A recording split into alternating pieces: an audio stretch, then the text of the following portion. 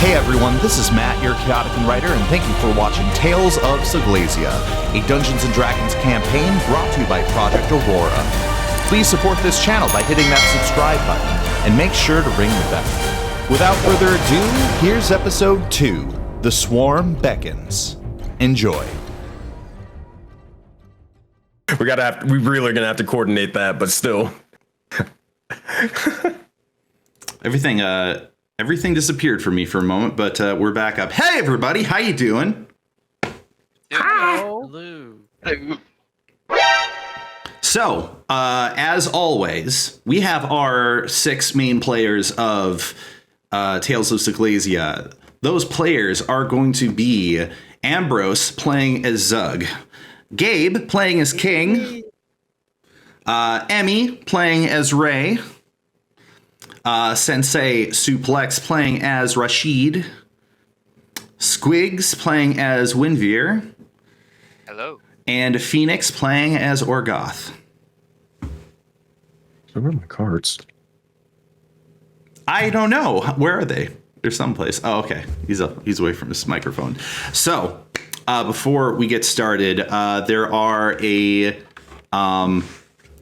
couple differences that you might notice. I actually managed to get the reactive images to work. So, as our friends do, yay! They're jumping up and down just as they should. And King's is working. That is to say, Gabe's is working. So that's good. That completes the test. Hey Matt, What's up? there's something wrong with the overlay. Mine isn't jumping whenever I speak.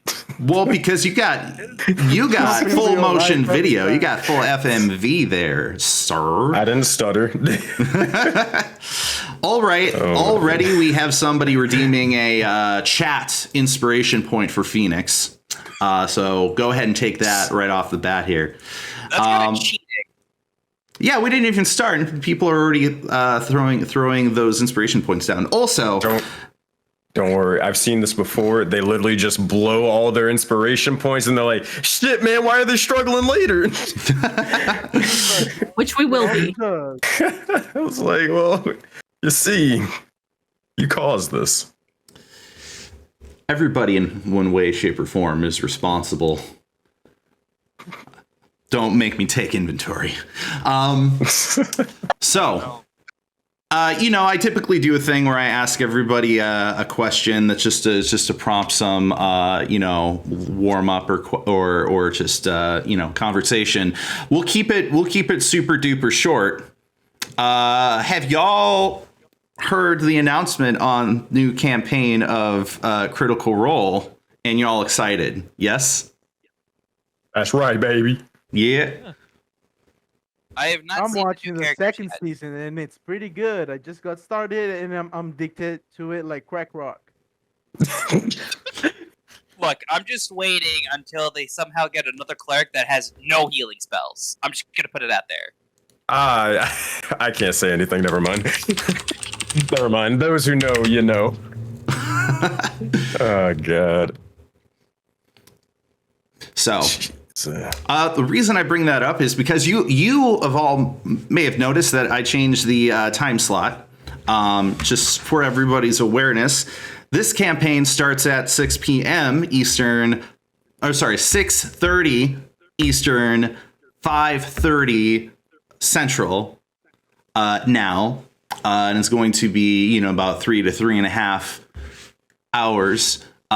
This is to facilitate a potential upcoming October beginning of watch party festivities in the Project Aurora Discord for Critical Role. So y'all be ready for that. But it sounds like y'all is ready for the game. So are y'all ready to play some D&D? Yep. Heck yeah. I am ready to die. Bring it on. Probably. I don't believe in healing. Bring it on, Ratman. Oh, man. Oh no, I'm our party healer. Bro. Yep. I knew I should have played Divine Soul Sorcerer. Oh, man. Excellent. So, where we started off last session, each of the party members had entered into the premises of Autumn Rock, which is on the outskirts of Seglesia.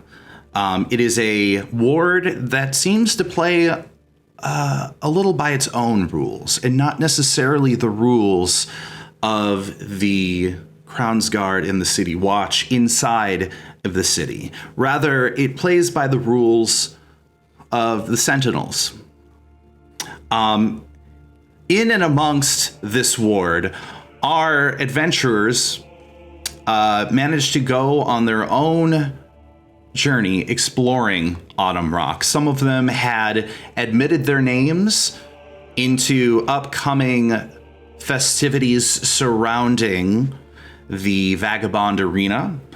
Some of them went on social journeys in order to acquire favor with particular individuals within Autumn Rock.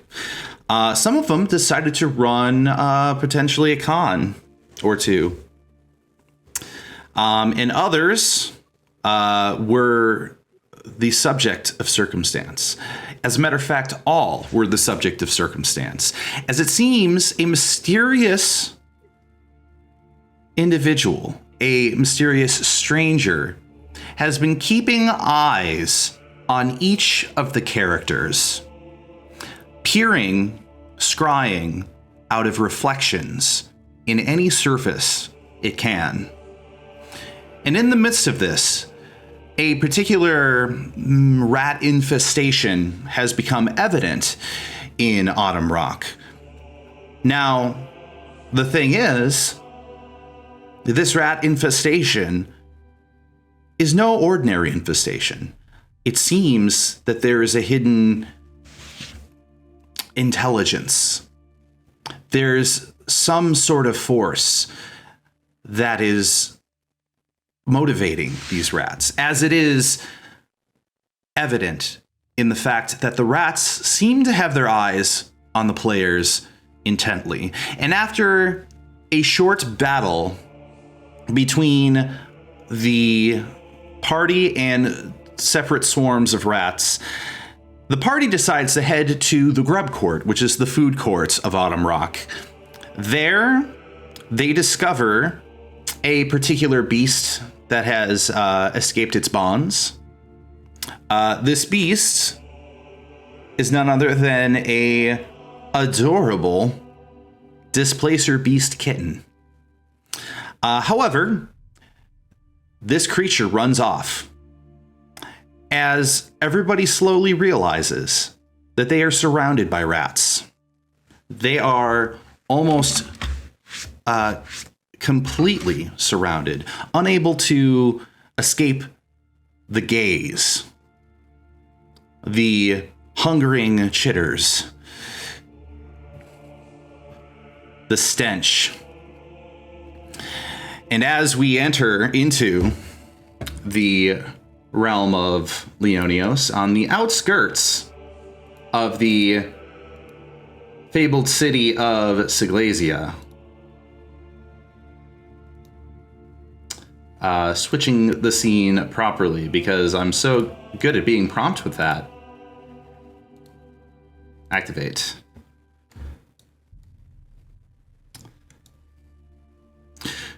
We can witness, indeed, swarms of rats surrounding the party.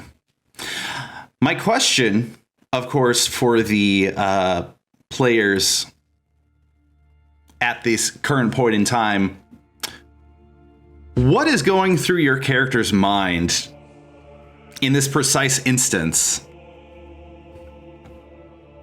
Oh, Windveer is just laughing. They're kind of like the, of course this is happening, laughing. You can see just the kind of a psychopathic grin in Zug's face as he gets up from his chair as he was eating some monstrous meat, and he's just ready to go. Yes, fight! I would like to think the king is probably thinking, "Oh shit, here we go again." Did you just meme? You goddamn right. All right. Rashid probably looking around at all the rats, more of them in number, just sort of looks at them and says, "Looks like we have more of an audience this time. Bring it on." Well, Orgoff will mostly look at them and go, "Whoa, sacrifice." Yes, sacrifice. How did I know that was going to be your character's literal first words of the session? You know me too well. I guess after one session, we already know exactly who Orgoth is. I do realize, of course, that we have one. Hold on a second. Let me do a little swap-a-rooney because I realized that I need to update a token here. Oh, we got new art for Ray. There we go. Come on, get the Rashid heart. Come on. Ooh. Damn. That's All right. the kid. Yeah, y'all take a good look at the new art that had been submitted by both individuals, made by said individuals. So hey, give props to the artists that we have.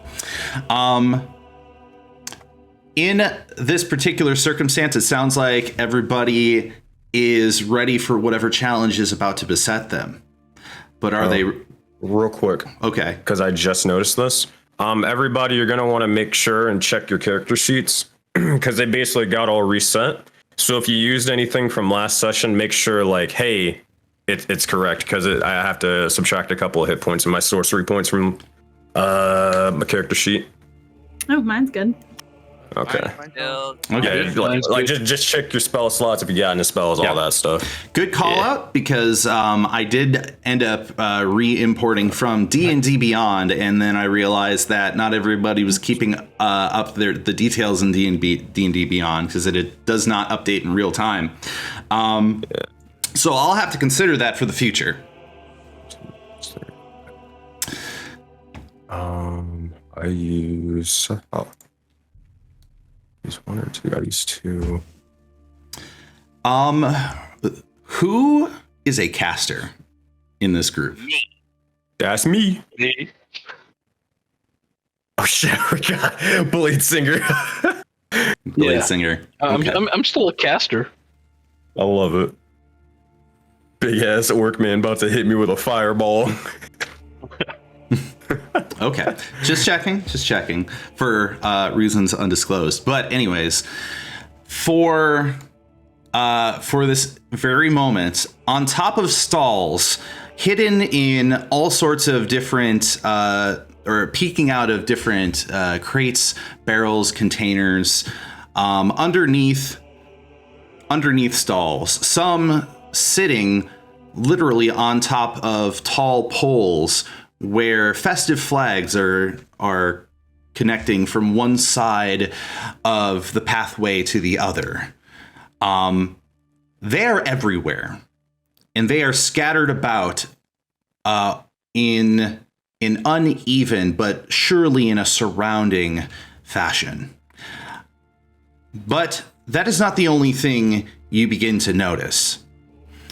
Of course, I have to unfortunately remove this token because that token ran off. So everybody drop a tear for the kitty. The kitty might come back soon. Who knows? F's in chat. F's in chat for the cat. You begin noticing something take place. Everybody's passive perception. 13. Same. I think it's 13. 12. And I have advantage on perception if that means anything. I have 12 as well. disadvantage. 10. Gotcha. there is a voice that seems to be gusting in on the wind. It begins as a whisper and then as a mutter. Anybody above anybody that is above 12 on their passive perception will afford you an automatic Arcana check. If I think to anybody, but chances are you're not going to be very good at Arcana if you're not a caster. So, Hey, 19. Ooh, pretty good. 15. excellent. First roll of the session. Everybody celebrate. Anyways. Oh, no. Wait, no. That means I'm rolling low for the rest of it. Crap. Oh, God. Regression of the means. But anyways, 15 and above, you begin to hear this voice not just drift upon the wind, but it seems to drift through the swarms themselves. And it's at that moment that you realize that they're for what amount of knowledge of magic you have, that it seems that all of these rats are being compelled by a central source, as it seems.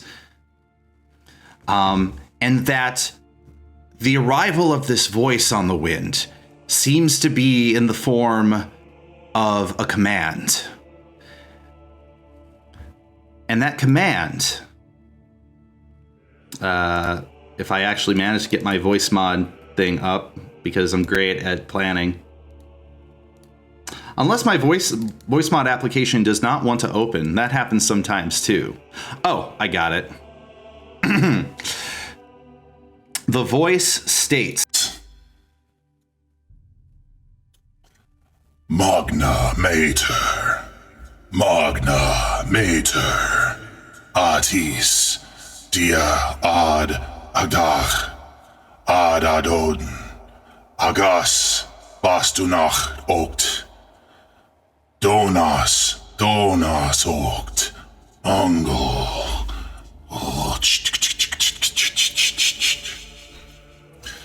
Is that infernal? Is that infernal? It is not infernal. Close. But upon Good thinking. But upon the completion of this voice, you end up seeing a number of these rats begin to come together. They begin to actually merge their swarms together. And in the center of this, you manage to notice that a number of these rats are wrapping their tails around each other's tails. And the wrapping of the tails becomes so tight that it begins to almost meld in a grotesque, fleshy manner. Suddenly you see a number of these rats begin tugging and pulling all sorts of different things that they have grabbed from the grub court. Chunks of meat, furs, even some bones from animals. Just picking them together and meshing and melding into this just growing, grotesque vision. And as the mound begins to converge together, it begins to grow, and rats begin to bubble out of the mesh. And soon you see it take the form of a large creature with 2 legs, 2 arms, and a hideous visage. A creature that itself is made of rats. A creature that looks like this. Oh. Fuck no! Oh my god. Can it not? Holy shit. That's not what I was expecting. Yo, honestly, yo, that's tied with the freaking flesh gorger. Holy shit. My god. And upon the formation of this creature, it, with a human skull surfacing towards its front, peers down the aisle that you are standing in and emits a what would seem like a roar, but is really just a unified screech of all of the rats that are a part of this terrible, gruesome golem.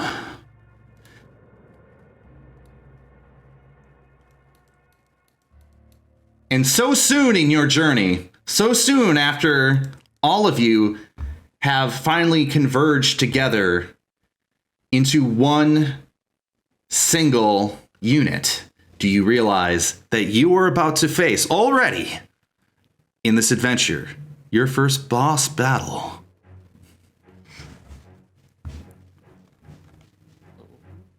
Inspiration, chat. Inspiration, please. Look at that talking, let's do it.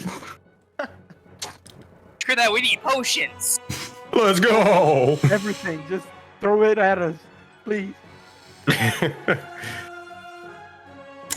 Allow me to switch over the map so that you know what the stakes are, in fact. Damn, that music's rad.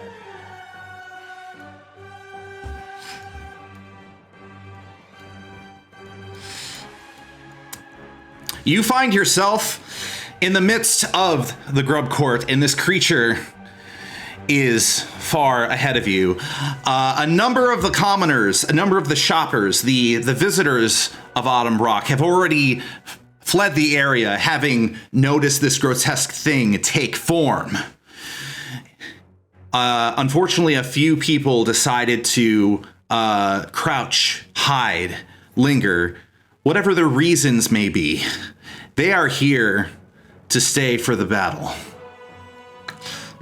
And I want each of you to select your characters and to roll for initiative. It's got to be an active combat encounter. I need to make it an active combat encounter.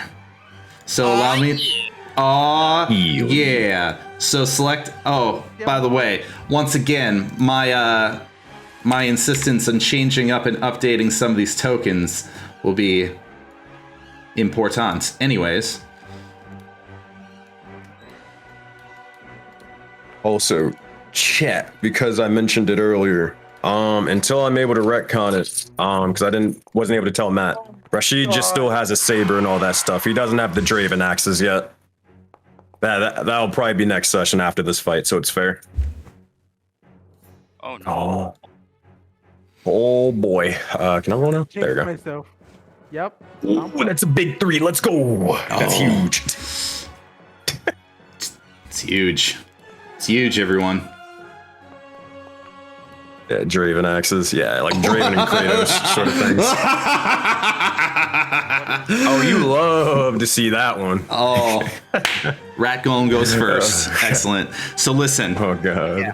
Here is how this is going to work. Of course, a lot of you. This is your first Project Aurora related campaign.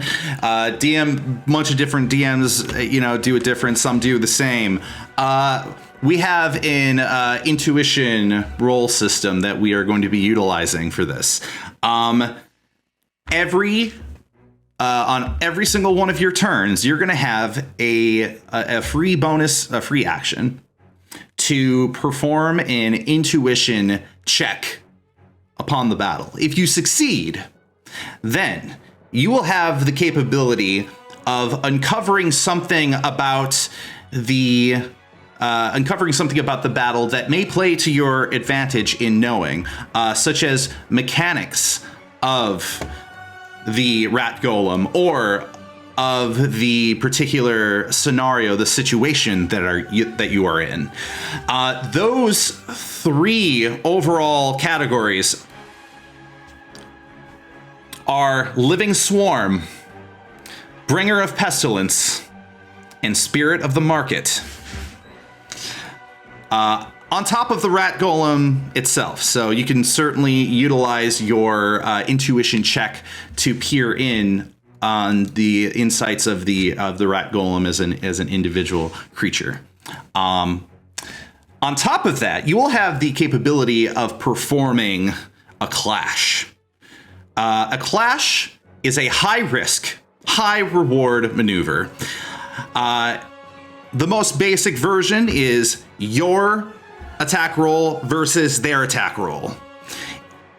If you succeed, then you are able to do substantial damage and lock down one of the mechanics that you have incited with your intuition. If you fail, bad things happen. So, understand that it might not play to your advantage, might not play the way that you want it to, but it is an option that you have at your disposal if you wish to clash directly against the creature.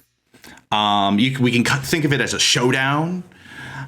We can think of it as it's basically as it's like an epic clash. Yeah, that seems like a better term, an epic clash. Otherwise, your combat prowess is going to be as you see on your character sheet.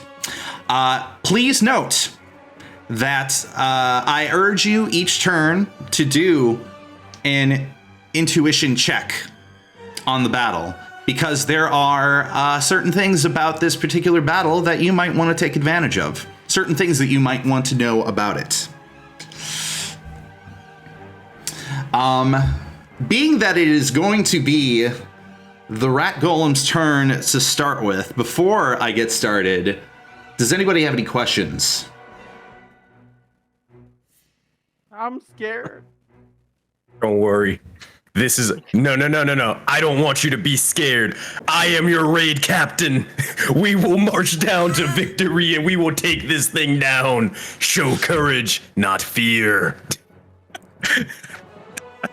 But deadass, don't forget your intuition checks. Cool little tip. Just do your intuition checks at the beginning of your turn before you even do anything. If you gotta write like a sticky note on your screen, do it. Don't forget it. Very crucial. Also, if there's check, just sorry, I can't go ahead. No, say your piece. Is the intuition check just a straight D20? It is going to be, I think for this battle, it is going to be just a straight D20. Right. Okay. There's some, there's the discussion about proficiency, non-proficiency. It's not that. I don't think it's going to be that big of a deal. I don't think it's going to be huge. That's a lie. Obviously, let's just not worry about it. Just a D20. Just a D20.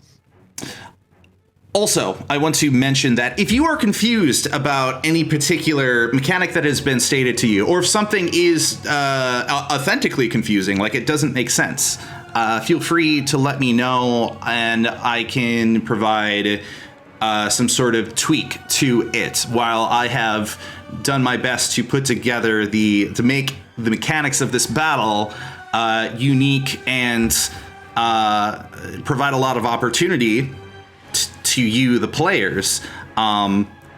There's always the chance that I screwed something up, but I'm not going to advertise it as such, but I just did. So, oops. Hi, everyone on stream, because I'm an idiot. Listen, I did really good. I spent a lot of time putting this together, so let's go do it. Bring it on. Bring it on. I'm gonna put on a little bit more, slightly more intense battle music, because I feel like we need it. Let's see, where is this song? It is called All History. Yeah, there we go. There we go. All right, the rat golem is going to go first in this battle. Begin combat.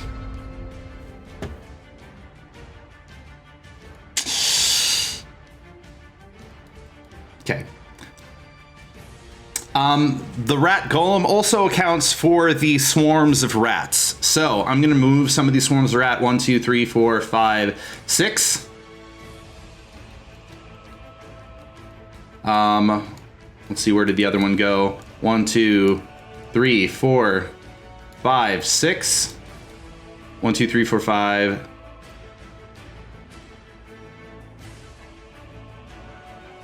Six. The rat golem, first move is that it is going to step towards this rat swarm, and it is going to, in fact, use its action to strike the rat swarm, thereby incorporating its body into its mass. And it gains hit points, thus eliminating the rat swarm. So already you've witnessed something that is crucial for the rat golem. It is then going to step forward and eyeing you down specifically. Let's see, 1, 2, 3, 4. Oh, it could definitely do it. It is going to perform its first ability.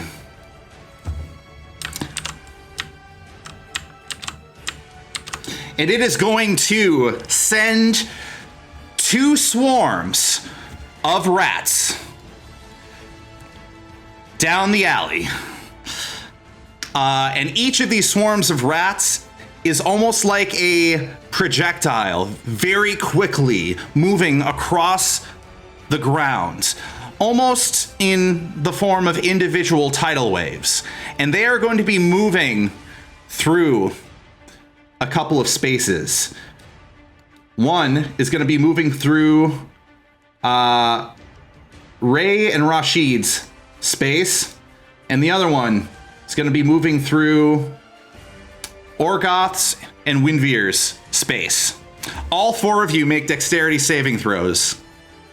Of course. Damn, no mercy. Come on.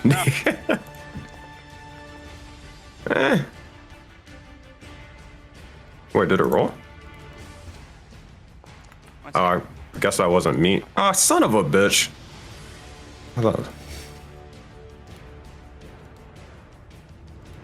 about that. I'm still trying to figure it out, so do not mind me. Here we go. Oh, that's it. Okay. I am still not used to Foundry. I am going to get hurt badly. All right.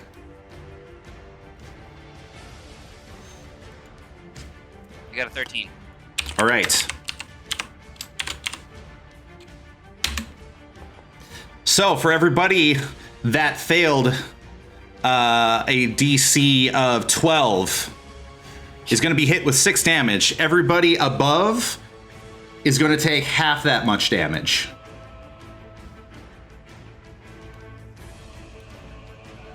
All right. I don't suppose we get to hit the rats as they're passing us, do we? Nope, they are not. They are not in the form of actual mobs until they reach their destination. Ooh. That is correct. Actually. No, I can't do anything.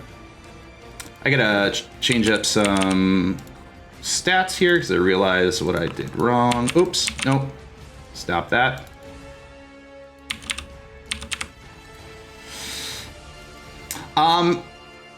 Let's see.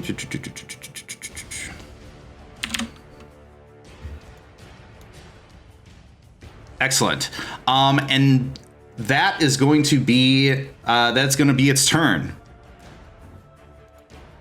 As I myself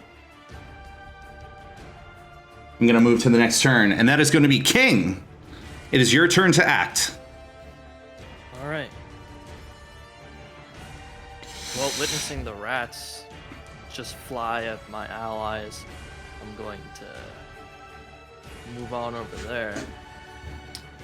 Don't worry, I've got you. And I'm going to swing my great sword at the rats. Excellent. Appreciate that help.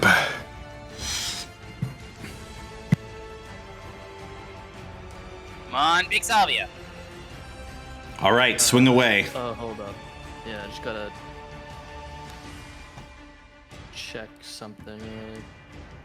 No, okay. I was wondering if I had advantage. I did not. 8. Oh, that's going to be a success. Hell yeah. Alright. Do your damage. Big damage. Big Nice! With one fell swoop, what does this look like? I come along trying to look like a badass, protecting the 2 injured people in our group. I come to the rats, and I just, in one fell swoop, just cut through all of them. Excellent. Rashid So, will just look over and just say, hey, good work. Appreciate it. excellent. And as you take your, I guess, do you have a giant sword or do you have just a normal size sword for your stature? In either case, you take your sword, and as the rats reform and start coming forward towards you, you take your sword and you are able to arc your sword in such a way that it is able to in one cleave slice through each of the rats, thus ending this swarm in battle. Nice. Weak.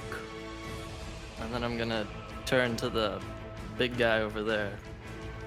And I'm gonna, what's it called again? That check? Inspiration. Intuition. Intuition, yeah. I'm gonna roll for intuition. Which is... Come on, Big Salvia. Hey, that's pretty good. All right. That is you a have- successful intuition check. Advantage, though. Don't know if that matters. Uh, Perception-based thing or no? no, it's a wisdom-based roll, not perception. So my question for you, since you were the first person in this battle to perform an intuition check, would you like to commit your intuition towards the rat golem itself or towards one of the battle mechanics? Remember, the mechanics are Living Swarm, Bringer of Pestilence, and Spirit of the Market. I'll go with the Living Swarm mechanic, actually. Okay. So,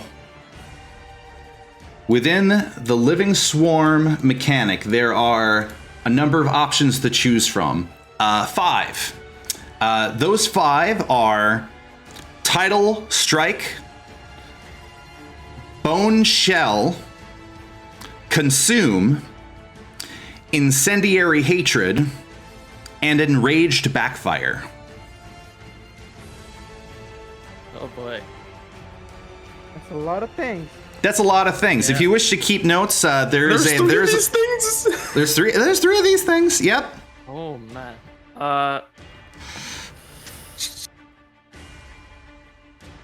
You I'll go with the we do have a Discord channel for you to keep notes, but okay, sorry, you mentioned you want to do incendiary? Yeah, the incendiary hatred. All right. That sounds scary. We'll go with that. Incendiary hatred. I want to see if I can actually just reveal it in. There's usually a way to do that. There we go. Incendiary hatred. The rat golem hates flames. Upon the appearance of flame, it will have no choice but to either remain stationary or move away from the source of the flame. If the rat golem has no direction to move away from flame, it will become frightened. I do want to mention that not all of these mechanics are necessarily a negative. So obviously, you don't need to take out a thing that works to your advantage. But this is one mechanic of the battle that you've you have made a successful intuition on. All right. That's big. And that's it for my turn. Excellent. In which case, I have a few of these mechanics on their own timer. Let me just quick review and remember what thing in particular ticks off. Oh yeah, that's right. I will say, just for roleplay / canon sake, you still hear the yells and screams of people in the distance, and as you do hear a horn blow in the distance. Somebody trying to call for aid. As we move to the next thing, let me remember if there's a ticker here. There is not, so I probably don't even need that one in the combat roll, but that's fine. We're gonna go to Windveer Pendragon. All right. So I was gonna say, out of character, am I allowed to use the intuition roll? Or Yep. no? Right. Yeah. Every term, every character. Okay, but I mean, is that in terms of knowing the boss mechanic, can my character know it, or is that like no? I guess I don't understand how you mean. You mean the flame thing? Yeah. Basically, if somebody has unveiled it, then it is assumed that as a free action they've shared that information. Perfect. All right then. Yeah, Because I have an idea. I like ideas. Burn them All right. all. Oh, yes. So let's see. Come on, intuition. Oh, whoopsies! I almost made a 2d20. It's a flame. There we go. 20. Wish my fighter Excellent. form did- I will have to That's mention good. a nat 20 doesn't necessarily get you anything additional. I don't believe historically that's how that works. Aw. So feel free to choose either the creature itself or one of the mechanics. They are present at the top of the battle map if you need to remember their names. Okay. It's probably going to take the biggest precedence. I am going to actually.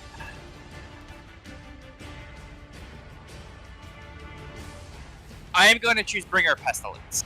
Okay. So, Bringer of Pestilence has 3. One of them is called Noxious Blood, one of them is called Contagion, and one of them is called Sewer Breath. I'm gonna go with Noxious Blood. Noxious Blood. Noxious Blood. Once it reaches its second form, that is to say, reaches the conditions of reaching its second form. The creature's second form, I should clarify. Attacking it via melee results in a chance of poison damage, as the true innards of the rat golem spew forth. Any melee attacker must make a DC 12 dex check, are dealt 2d4 on a failed save and half on a successful save. Also, if you have a perishable item, it rots away or becomes poisonous, and this includes potions. Got it. Upon its third form, this includes damage from its consume or bone shell / bone roll ability. There's a lot going on. Yeah. All right. So with that, I'm going to do is let's see.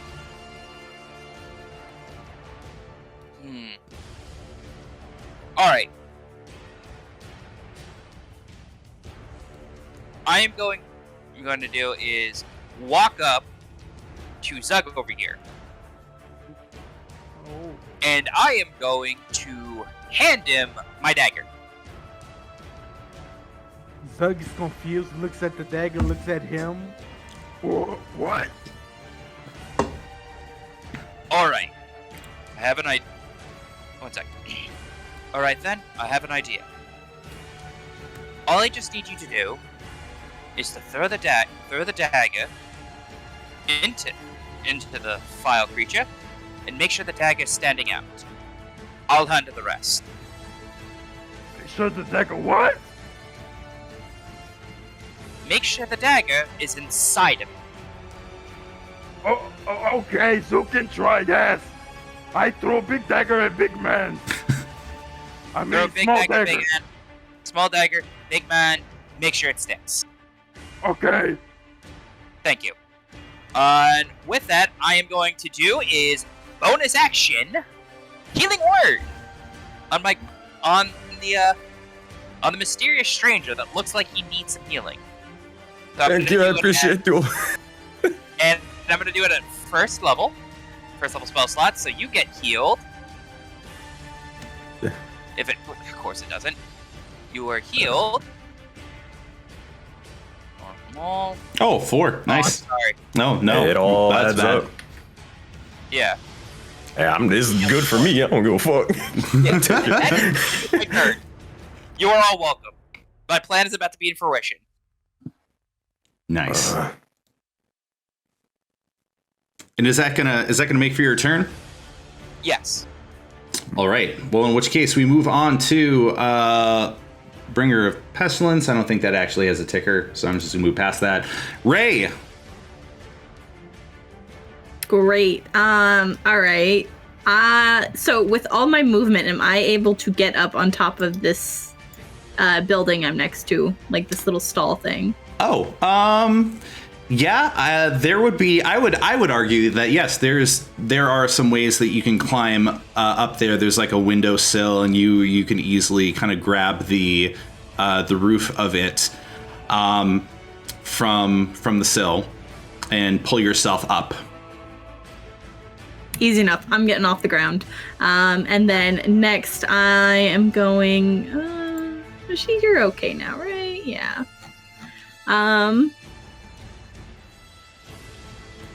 Oh, well, I'll do my roll to see if I can figure anything out, and I'm gonna be targeting about the creature itself. Okay, gotcha. The creature itself may not have as flamboyant of mechanics. However,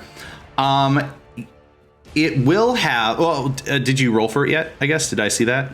Oh, you hit 10. That's what we need. The mechanics that are on the creature itself are going to be summon Swarm, Plague of Ill Omen, Absorption, and Keen Senses. Some of those may be easy to just determine from the name, but some of those maybe less so. Let's go with the Omen one. All right. Let's see. I need to double check. Oh, good. Plague of Ill Omen. The rat golem radiates a magical aura of misfortune in a 30-foot radius. A foe of the Rat King that starts its turn in the aura must make a successful DC 14 charisma saving throw or be cursed with bad luck until the start of its next turn. When a cursed creature makes an attack roll, ability check, or saving throw, it must subtract a 1d4 from the result.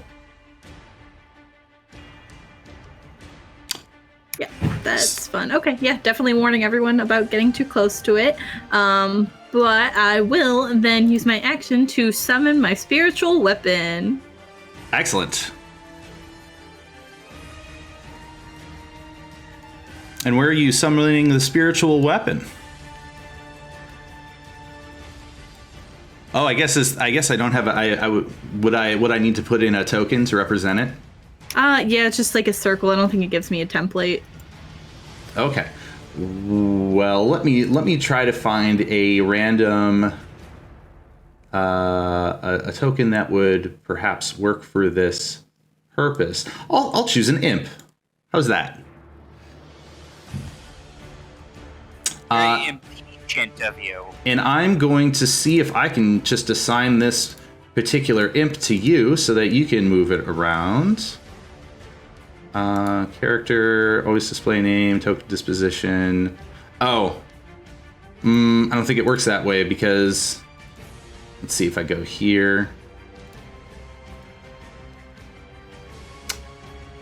Configure permissions. Ah, there we go. Then I go to Emmy, and then I say owner. Save. You now own the imp. Perfect. Her spiritual weapon is totally actually a war fan, but I will get that to you eventually when I actually draw it. Okay. But yes, so that I'm going to summon it 20 feet from... Why is this being so difficult?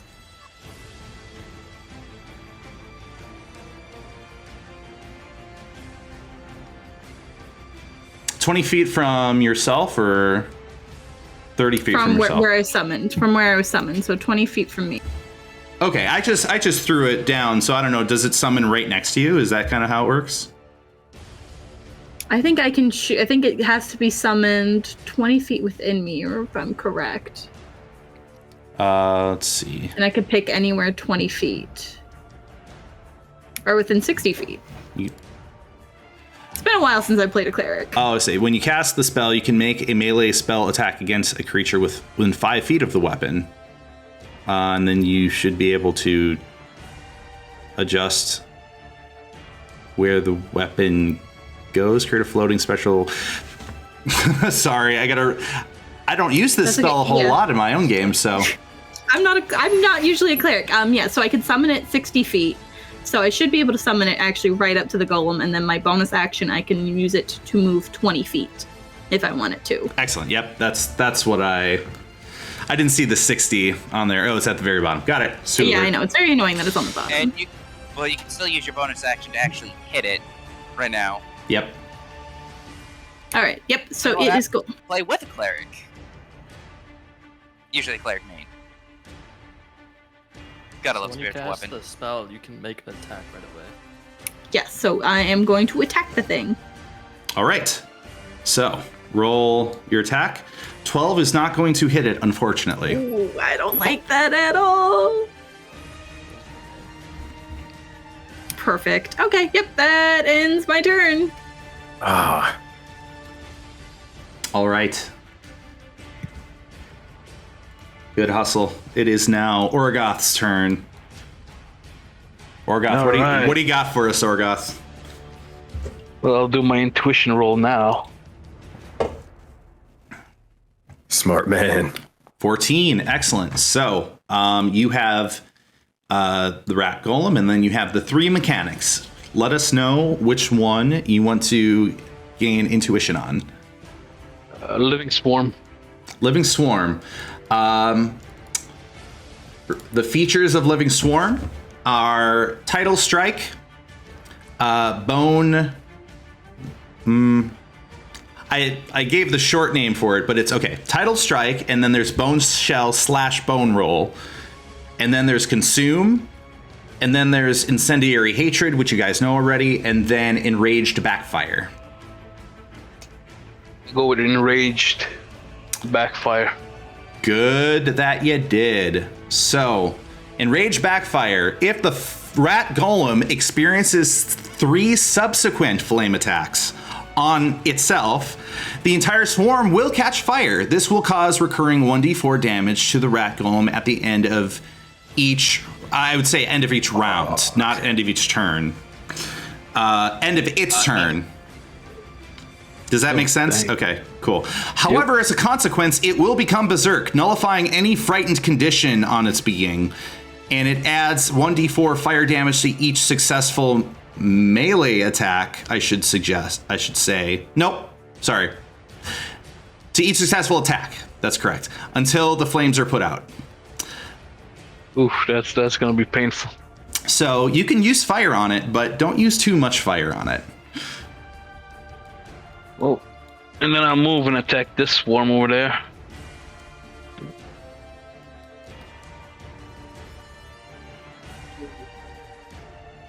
I'll use... yeah, I'll be using my dagger. Okay. All right. Go ahead and use your dagger. That's 24. Big roll. That hits. Oof. That is a hit. Nice. So that is... I rolled a 1 for that. And me and you should 4 damage. Yikes. Don't And worry. then, We're charging up. yeah. My bonus action will be my blood singing. Your blood singing. Yep.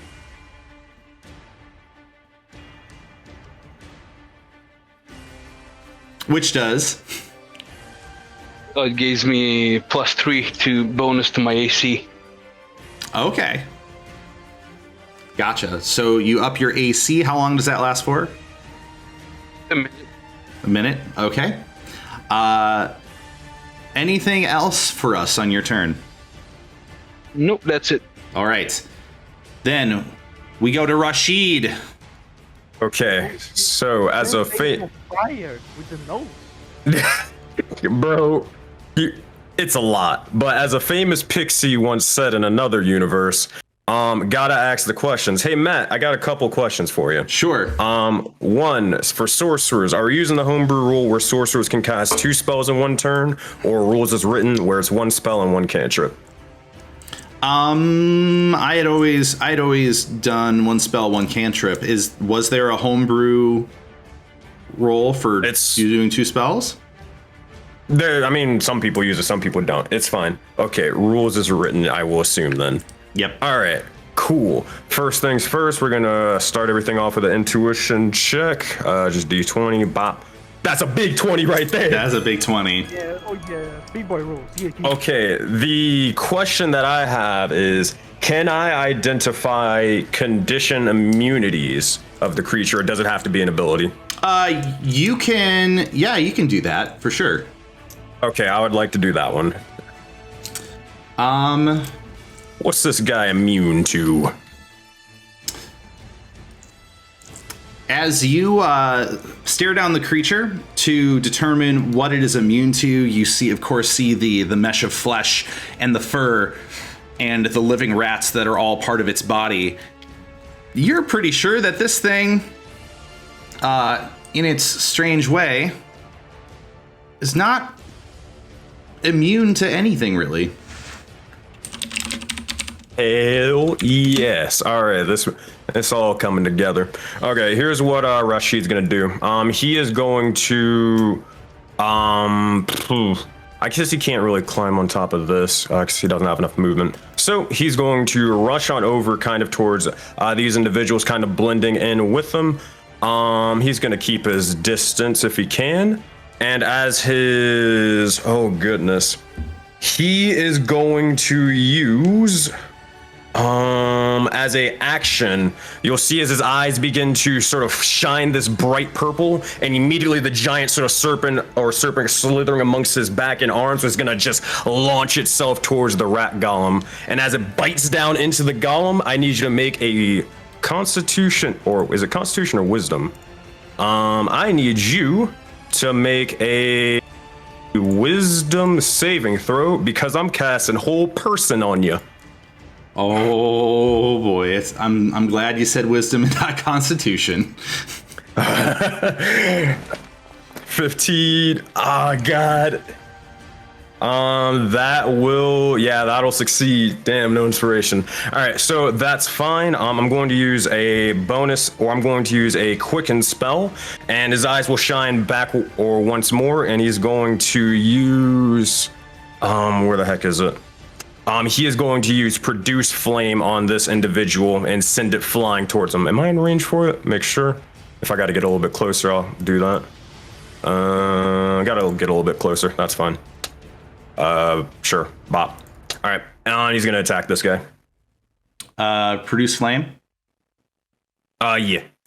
Okay. Attack. You are, Unfortunate. Ah, man. Yep. Why does it do the sound every time I roll? I don't know. You are within 30 feet of it. I should make you aware. Okay. I mean, I had to get close enough to actually use the spell, so. So he will cast the sort of produce flame and it will go flying off to the side, or he's pretty much just striking into the ground. That said, sort of fizzles out, no effect. That is pretty much all I got. Did absolutely nothing. Do you have enough movement that you can move back a step or no? No. Why not? You totally do. Do I? Yeah. How far did you move? 1, 2, 3, 4. I was right here. Yeah. 1, 2, 3, 4, 5. Oh. Oop. Oh, I guess I'll just move back 10 feet over here behind these guys, but yeah, that's about it. Okay, yep, that's all I can pretty much do. Gotcha. Got it. Thank you. Zug, it is your turn. Yes. So, question. His Plague of Ill Omen is always active, correct? That is always active, yes. Okay, so I'm gonna get over here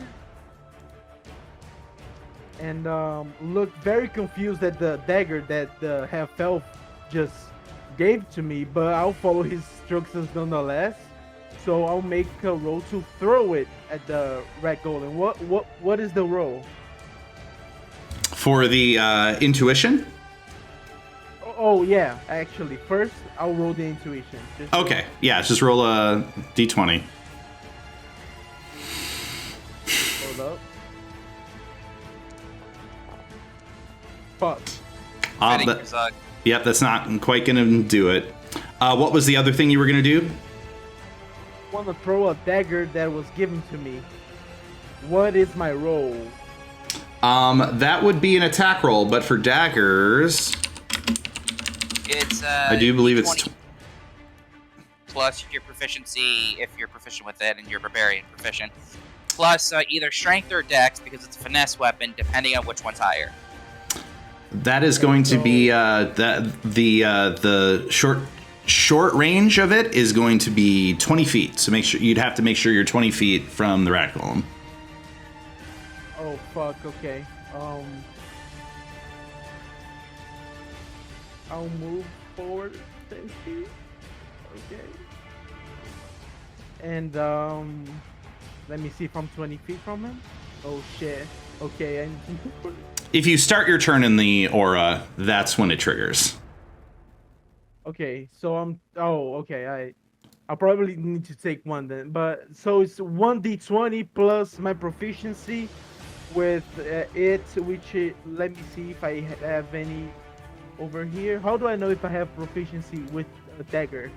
You would have proficiency with dagger. What if I think if you want, you could just roll your attack with a javelin. It'd basically be the same thing. Okay. Yeah.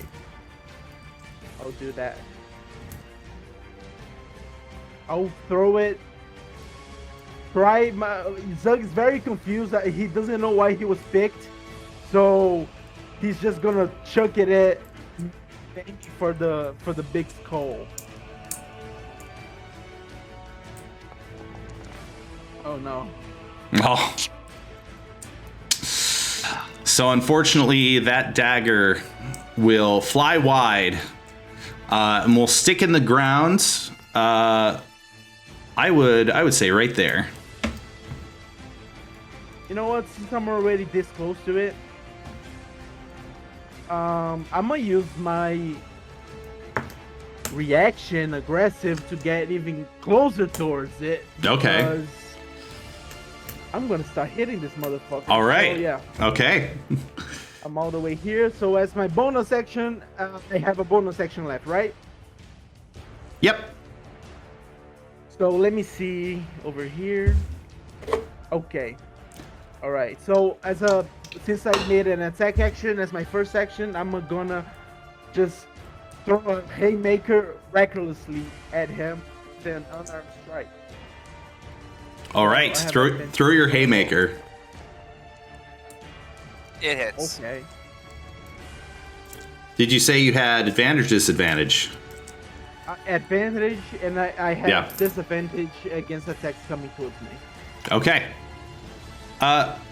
You have advantage to hit and disadvantage against. I got it. Yes. So. You roll your 1d4. Oh, yeah, my 1d4. Thank you so much for reminding me. So that's 8 damage. Big damage. 7. All right. In your rage, you literally run up to the rat golem and take your fist and begin crushing rats that are hung onto its body. and it begins to screech in unison at you as it sustains your blows. Anything else, my friend? No. No. Nope. No. Okay. All right, that's that. One thing I did not do during the spirit of the market, as I realized that this is an important thing. This individual who was standing by is going to step forth, and he's going to look up at the creature, and with some nervousness in his eyes and taking a swig of his flask before he tosses his flask on the ground, he musters up as much courage to say, "In the name of the Sentinels!" And then swings its weapon. That is going to be a longsword attack. Martial melee. Attack, please. Unless it doesn't want to.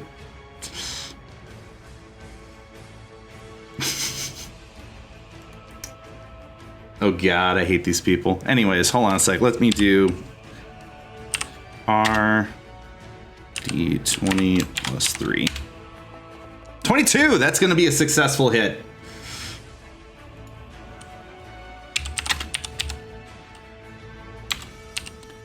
$1d8 plus...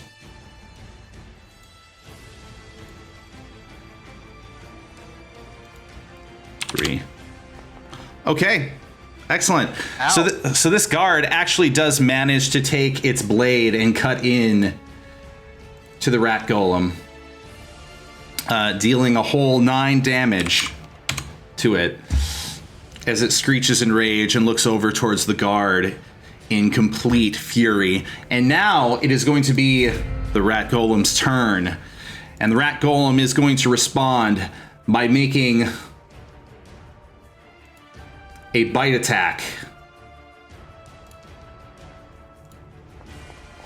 which is going to hit.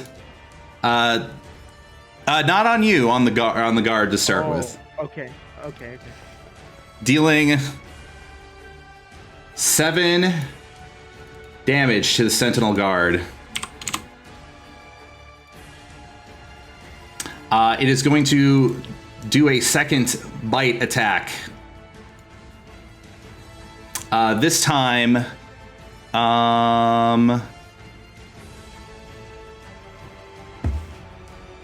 let's roll it. What the fuck? That's not what I asked for. Oh, yeah, he's gonna be attacking Zug. Fuck. With advantage? Well, it's gonna hit anyways, so let's just make sure that it isn't, 20. Thank God for no crit. Thank God. Thank Mogus. Is there something... I feel like there's something odd with this roll. Where's that extra 5 plus 3 plus 3 coming from?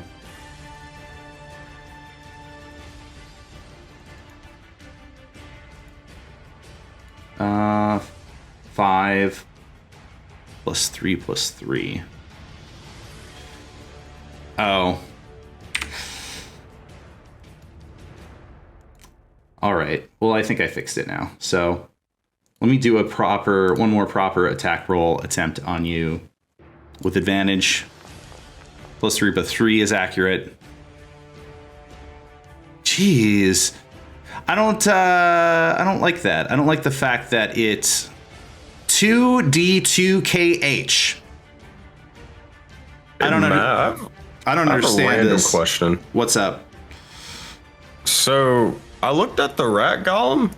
It had a +5 or +5 +3 or whatever to hit, and then the second one it had like a +3. Because I removed the +5. I don't know where the extra +3 is coming from.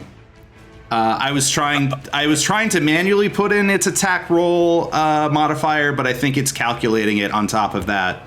So okay. Yeah. So +3 is accurate. Gotcha. Okay. I guess I was trying to make it +5 previously. So.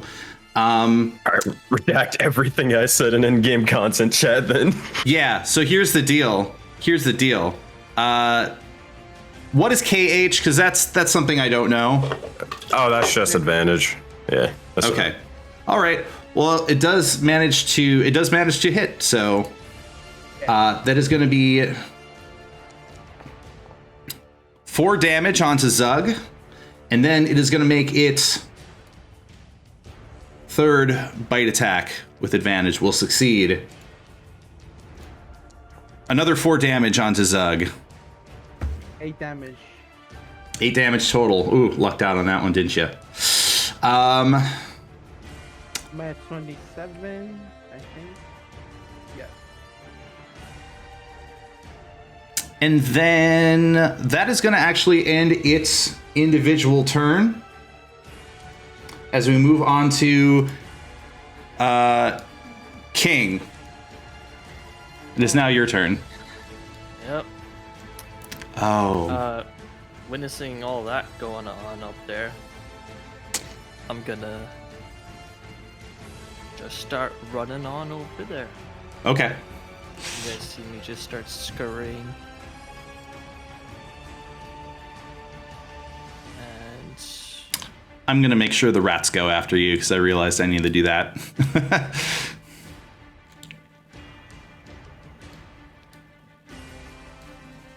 yeah, I'm gonna stay right there.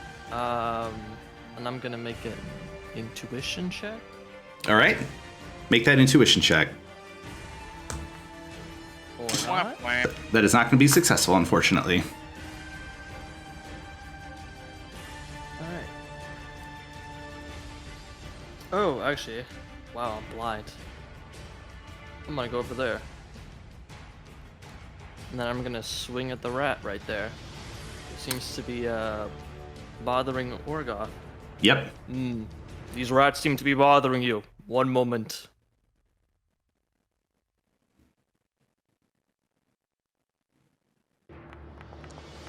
Wah, wah. Wah, wah. That's not going to quite do it. The sun was in my eyes. Nothing. Is somebody saying whap whap, or is that a sound effect that's coming through? The answer's yes. The answer is yes. Okay, I was just making sure. Okay. That's gonna be it for me. All right. Oh God, what just happened? All right. Spirit. Oh, okay. What was it? Spirit of the Market begins. The guard is going to. If you're wondering why I'm doing this in such a weird order, is because I forgot the order. I forget the order of things sometimes. But the Sentinel Guard was supposed to go earlier last turn. Is going on time this turn, and it is going to perform its attack, which is R1D plus 3. Which is going to be successful. R plus 3. And is going to manage to deal. Oh. I'm so smart, everyone. Nope, so he doesn't actually succeed because he. Oh, fuck. Hold on a sec. Back up. Back up, Matt. Hold on. I need to get my brain together. Let me think. So 14 was its roll. Yes, that's right. It's cursed. It's not disadvantage. So it's roll of 14 minus 3. He doesn't hit. Got it. Cool. So that's its turn. But now I need to do the rats. And now that I'm ramped up, I'm going to make sure everything happens in order. And I appreciate everybody's patience. The rats, after an attempted assail from King, is going to turn face and attempt to attack King. I like how some of these abilities have a button you can click and some of them don't. So roll d20 plus 2. Does 13 hit you, King? It does not. All right. So that is a failure of the rats. Tiny insects try to hurt me. These rats are going to move forward 1, 2, 3, 4, 5. Oh shit. And they are going to make an attack roll, which They fails. have advantage. They have advantage. Oh, they do. That's right. They Oh, yeah. still do not Oh succeed. yeah. Oh yeah. Oh no. And then we have a final group of rats that is going to come up right behind Windveer. And they are going to commit their own bite attack. That hits. That hits.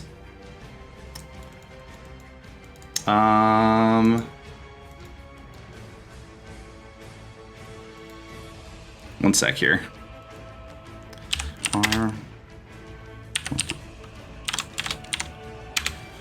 And that is going to be 6 damage on Windveer. 6 damage. Yep. Okay. All right. Oh, I'm sorry. You were going to say something? Not looking too good. So that ends all of those runs, and it is now Windveer's turn. Alright, considering the fact that my plan so far is not going as planned, I am going to do is to... I'm going to stab it with my rapier. Let's see, come on. Nice. Nice. Perfect. That is a I'm also successful gonna hit. I'm going to spend a Bardic Inspiration to now use Psychic Blades on them. Ooh. Meaning I get to roll for damage. 8 damage. And... 8 damage? And... Give me a second. It's not... Here we go. Oh, that's a low roll. An extra 5 damage onto it, so that is a total of 13. All right. What does that look like, my friend? As you end the entire swarm of rats. Oh, it's what it is that that I stab my rapier into the center of the rats. Afterwards, I tap my head and whisper, "Shock," in which a huge shockwave, nervous system shockwave goes to all the rats, killing them at once. As this nervous system shockwave erupts into the swarm, each of the rats begins screeching out in agony. One by one, in a wave from the center, each of them collapses to the ground, dead. And that is the end of that swarm. And what I'm gonna do is now move up to here. Mm-hmm. Actually, no, I'm gonna move up to here. Look over at Orgoth, and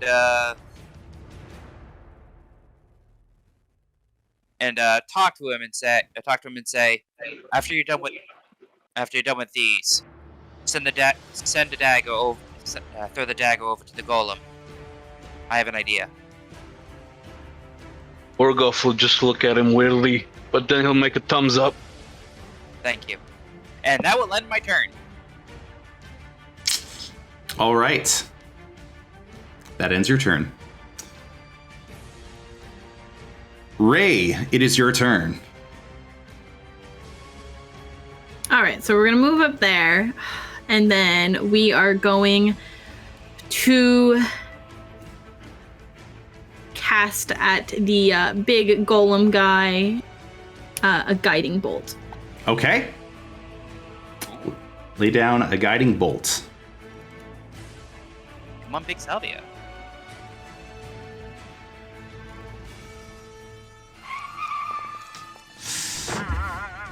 Oh man. That's not gonna happen. Unfortunately. Salvia bonus action hit.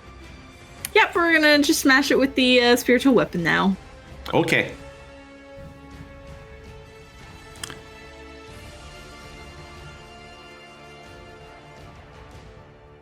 do the Here's spiritual. hoping I did this right.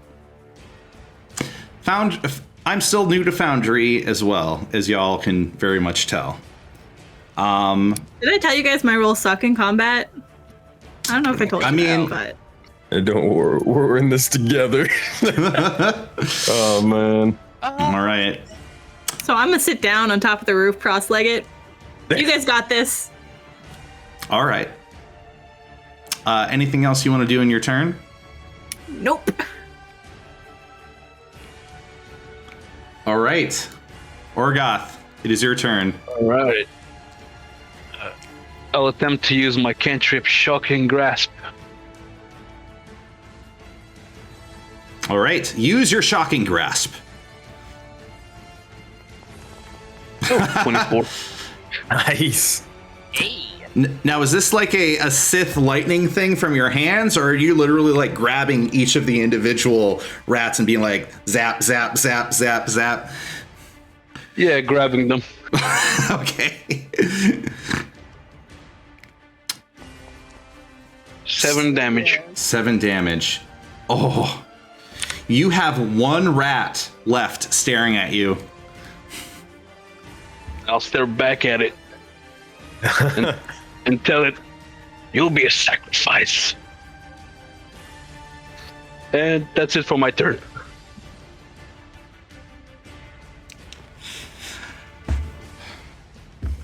All right. Next person in line is Rashid. All right, first things first, you know we got to do an intuition check.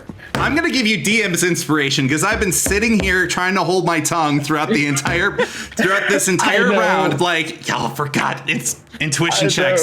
So I'm going to give you a DM inspiration for that. Listen, I know what I know about this thing already. It's Oh, that's a big 5, but hey, that's all right, because that's going to come in handy later. That DM's inspiration. Okay. All right, I had enough of this thing shit. Here's what we're going to try to do. So, as the rat golem is focused on Zug at the moment, it seems to have forgotten my little scaled ally is still beside him, and he is going to try to wrap and constrict constrict around the entire rat golem again and bite down into him once more. He's going to cast Hold Person once again towards the creature. Okay. Wisdom saving throw for me. Wisdom saving throw. Come on, come on. Please. Let's go! Yeah, baby. It's paralyzed. Fuck you, that gum. Holy shit. Progress in the chat, everybody. So here's what Rashid will say as it gets paralyzed. As it's wrapping around, biting down onto him, Rashid will look towards the individual, eyes flashing purple, and just say, "I said kneel." And immediately he just gets brought down to one knee and he is going nowhere. Afterwards, Rashid will yell out to Zug and just say, "Big guy, take this chance to take him down while he's distracted." And I am inciting that he clash the beast on his turn and fuck this guy up. Alright, that is... Yeah, I did my job. Zug, you do the rest. That's my turn.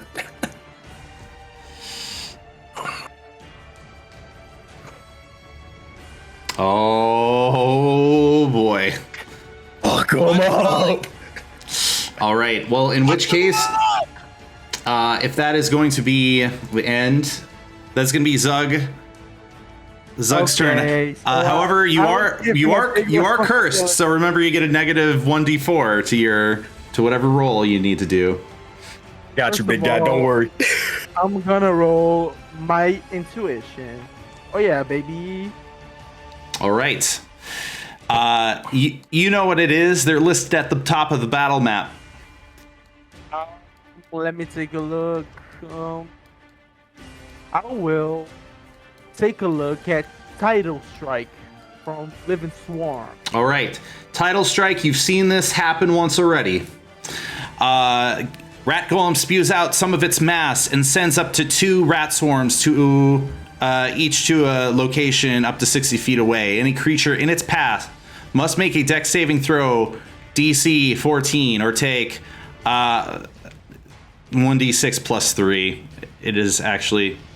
But yes, you take damage by failing a dex saving throw, and half if you succeed. Okay. So, doing a clash is an action, correct?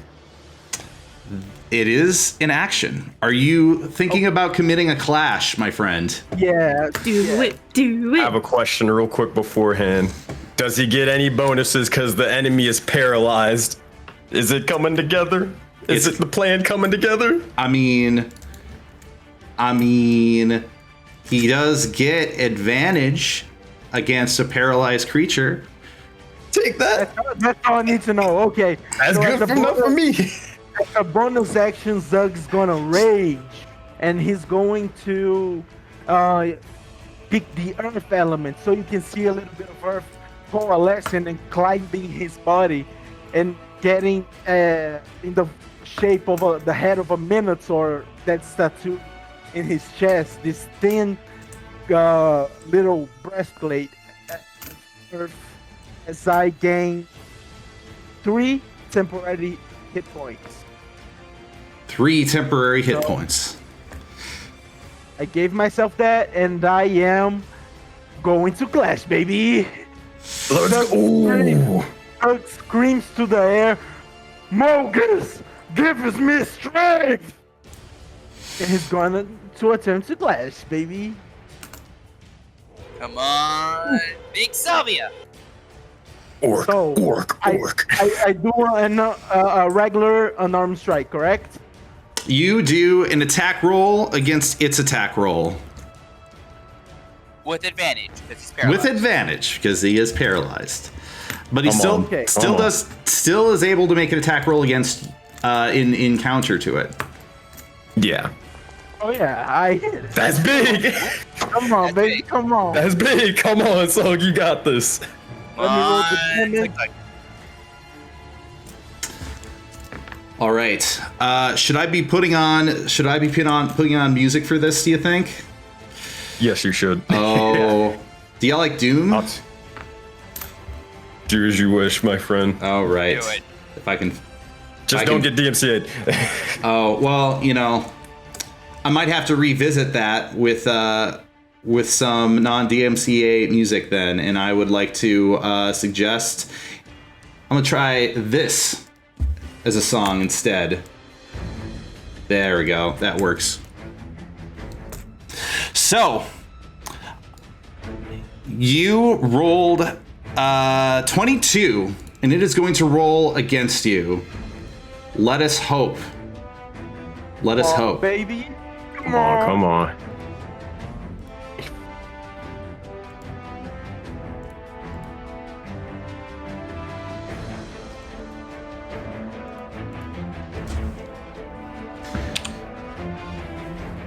Anticipation, oh my god. I know. You're killing me, man. Oh! Oh yeah. He's huge. Man, baby. Oh my god. All right. So you succeed at the clash, my friend. So, please tell me what it's not the end of the creature, but please tell me what this looks like. As you see Zug getting stronger with the earth coalescing around his tattooed chest, he just throws a haymaker at the golem, right in his temple, which is the skull. Excellent. So, within the skull, you see the two infernal, not literally, but burning eyes behind each of its eye sockets. And as you lay this haymaker, there is a blinding flash that floods out of the mouth and eye holes. Please choose one of the mechanics to lock away forever. Okay, I'm gonna need some help over here, guys. What are we looking at? I got you. Don't worry. Let's think about this as a team. So look over to in-game content chat. I've been freaking. There's a lot. There's a lot to choose from. Anybody got any suggestions on what to see? You said mechanic, right? Correct. Yeah. It's the mechanic as a whole, like leaving Swarm, Yeah. for example. Like- that's what I say. Weird pestilence. Like I think he means all the- of the lists, not the entire category, but the individual lists. Listed items. I figured.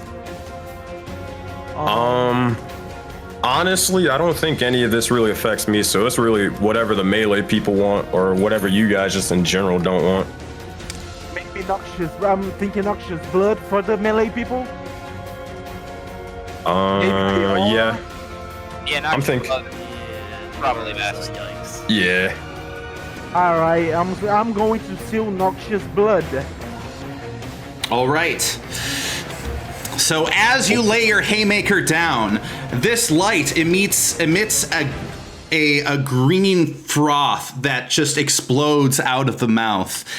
Its ability completely, all of the noxious blood within its body spilling out of its mouth, and it is no longer a mechanic that you will have to deal with for the rest of this battle, enabling you to deal melee damage to it without having to experience noxious blood as a unfortunate side effect of that. I will have to appeal to the Grand Poobah as I'm trying to remember what the damage looks like for a clash. Is it like max crit?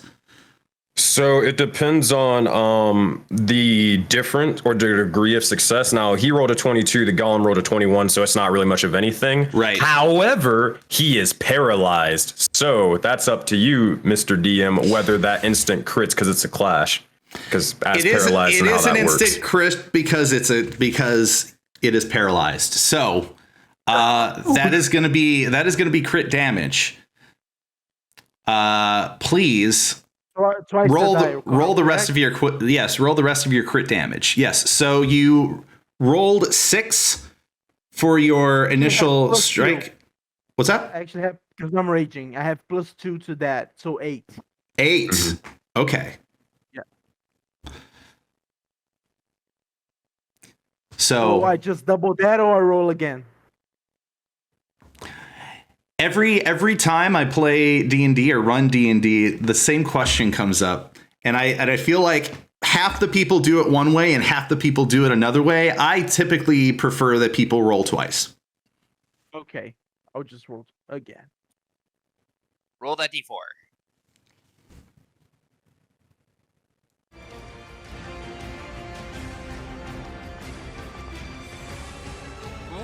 Eight.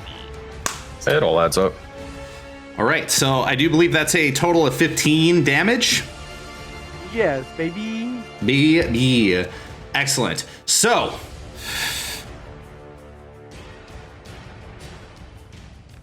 maths.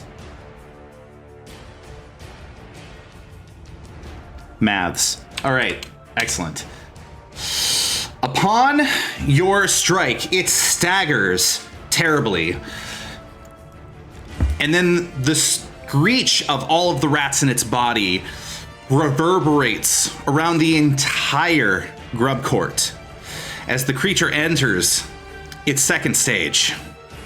Unfortunately, Yeah, we one don't of have the noxious blood. one of the main parts of that second stage does not kick off because it has been sealed forever. So, good job on that one. Is there anything else you want to do on your turn? Already did my bonus action, my action, so no. All right. In which case, we are going to next on the list. That is, of course, going to be the rat golem. Oh boy, there's some options here. Oh, is there? First, you make a wisdom saving throw. That is correct. Is it at the end of his turn? Let me make sure. It's not a Still make it just in case. I think it's end of its turn. It's incapacitated. Well, it doesn't get to do anything, so I think it has to make it anyways. If it succeeds, does it get to do anything? Nah. So it basically is not doing anything, but it can do a wisdom save to see if it stays like paralyzed or not. You're correct. And all of the abilities I came up for it basically are all its abilities. So, hey, yeah, it doesn't do a whole lot unless unless that means can a legendary action happen during paralysis? I think not. So I don't know. all right, so in which case I'm gonna have it do its wisdom saving throw again. Watch him fail. Watch him fail. Leah's gonna yes. fail. Oh yeah. I ain't even gotta use the DM's inspiration. Unless you just say and look at everyone and just say, attack him now while he's down. Finish this creature off. All right. So the rat swarm is going to attack Zug from behind. That is going to be the typical roll, R1D plus.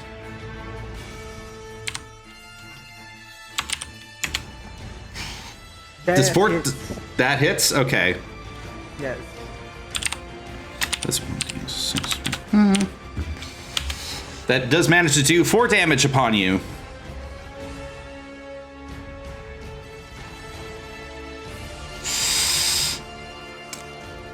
-3 of my temp HP and -1 my regular HP. So. Okay. And it is going to move over here to be adjacent with the rat golem. This one rat, of course, the nice thing about swarms is that they still deal the full damage despite the fact that there's only one rat left, technically. It gets to choose between one of 3. 1, 2, 3. Oh, hi, Winveer.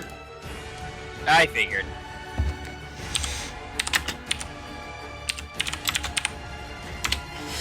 Oh, that's not going to hit you whatsoever. Yay! Excellent. So that is the rat golem and the rat's turns.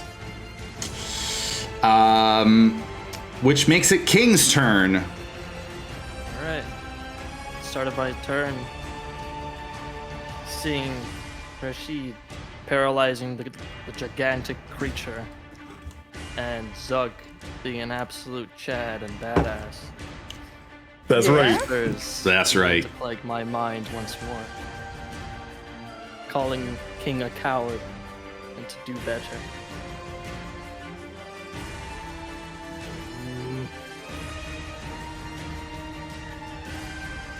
King is going to charge at the rat golem, which I'm assuming is going to provoke an opportunity attack.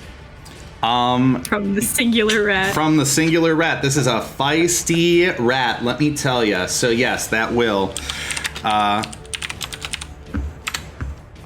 11 probably doesn't hit you. Nope. All right. All right. In that case, I will continue my travel over there. As I run. Yes, continue. Sorry. Oh, okay. As I run towards the rat golem.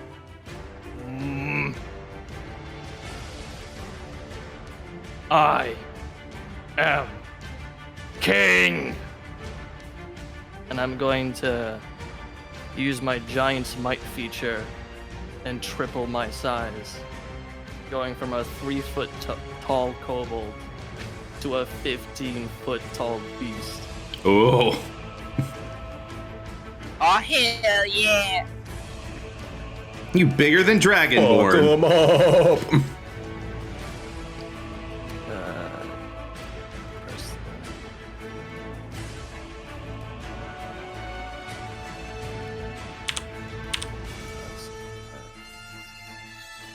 There you go. Shoot, you skip straight to large. I love that. That's so cool. Oh yeah.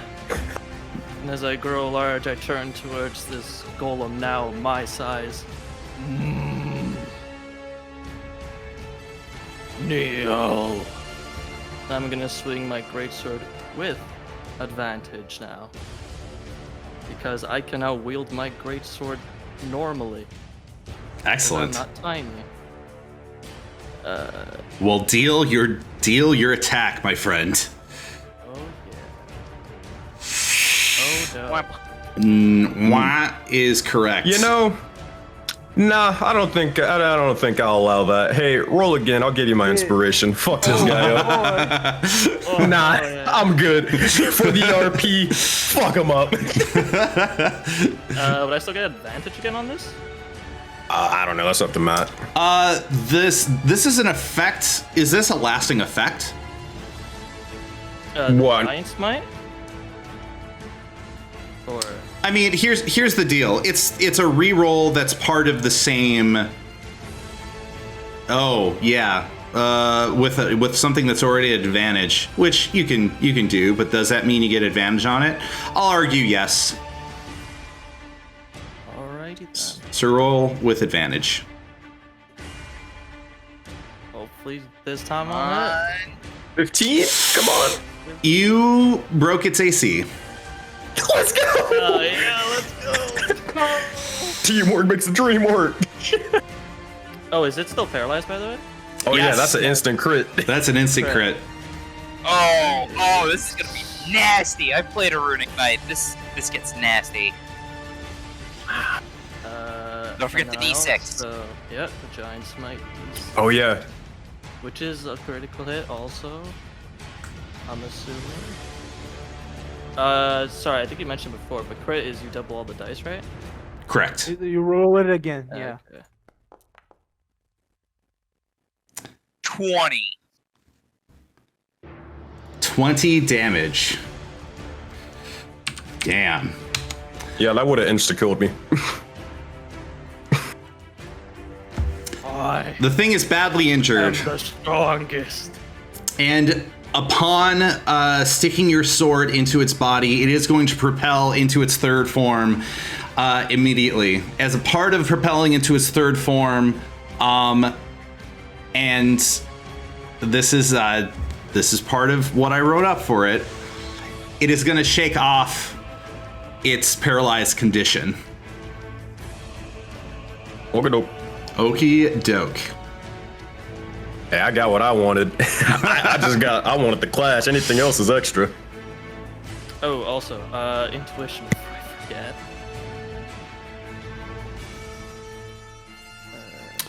Yes, intuition check, please. 15, success.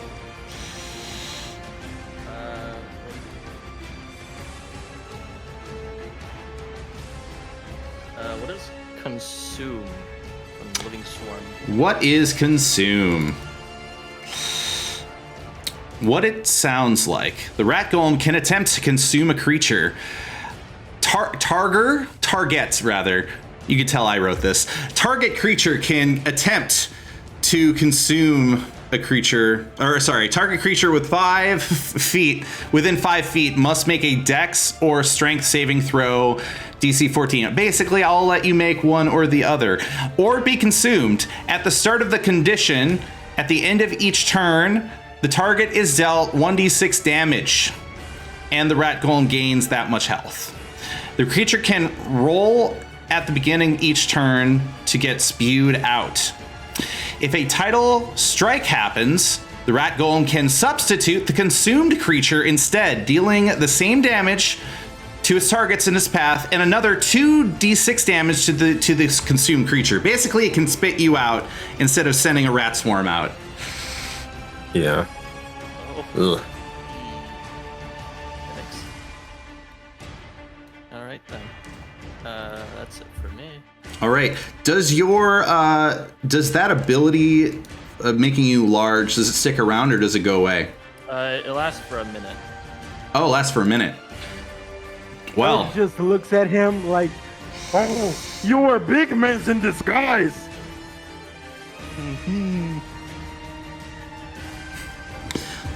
all right. In which case, we move on to Spirit of the Market. With Spirit of the Market, you're going to see an individual start running up from the south,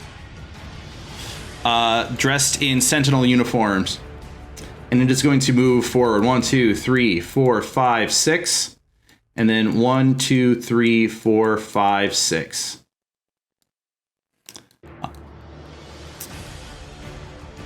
The guard that is standing right next to the rat golem is going to make its attempt at an attack.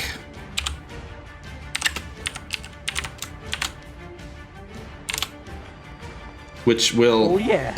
Oh, really? Oh, shit. Really? Okay. Yeah. Oh, really? Should it really take glory away from the rest of y'all? I guess so. Yeah, he's gonna show us up. He's gonna kill the boss. Wait, no, please! I want to clash! Right, you would die. And? High risk, high reward. You know how we do. All right, and so that is its turn. Winveer. Whoa, what happened? Nope, we gotta go back. I ended up hitting the other button. We're doing Winveer. That's fine. That's fine. All right, bonus action. Bonus action. Bardic Inspiration. Ray, congratulations. You have Bardic Inspiration. Yeah. And, Nice.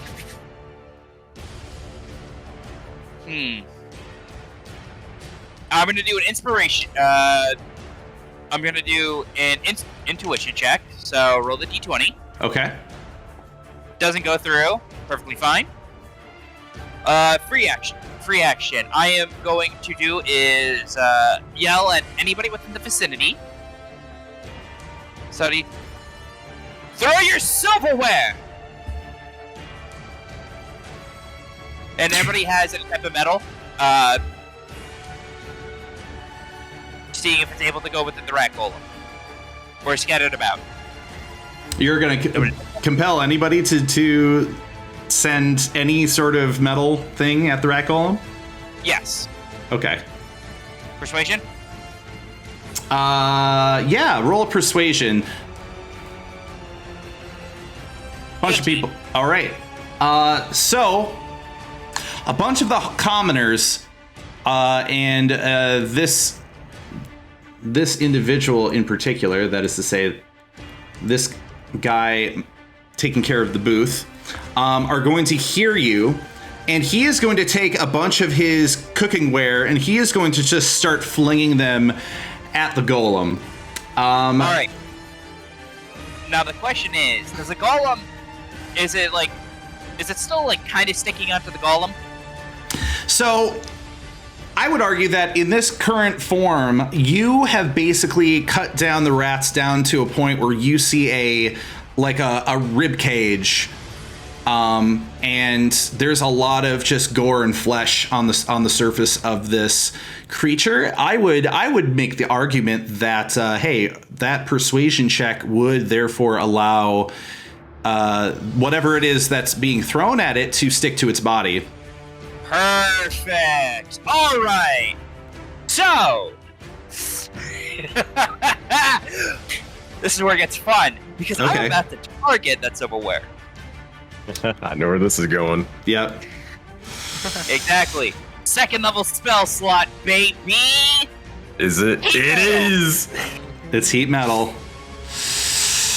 Let's Nice. Must make see. a 12 damage. Fire.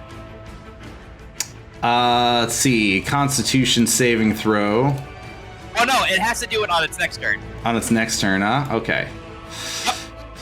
12 damage. Yep. Oh.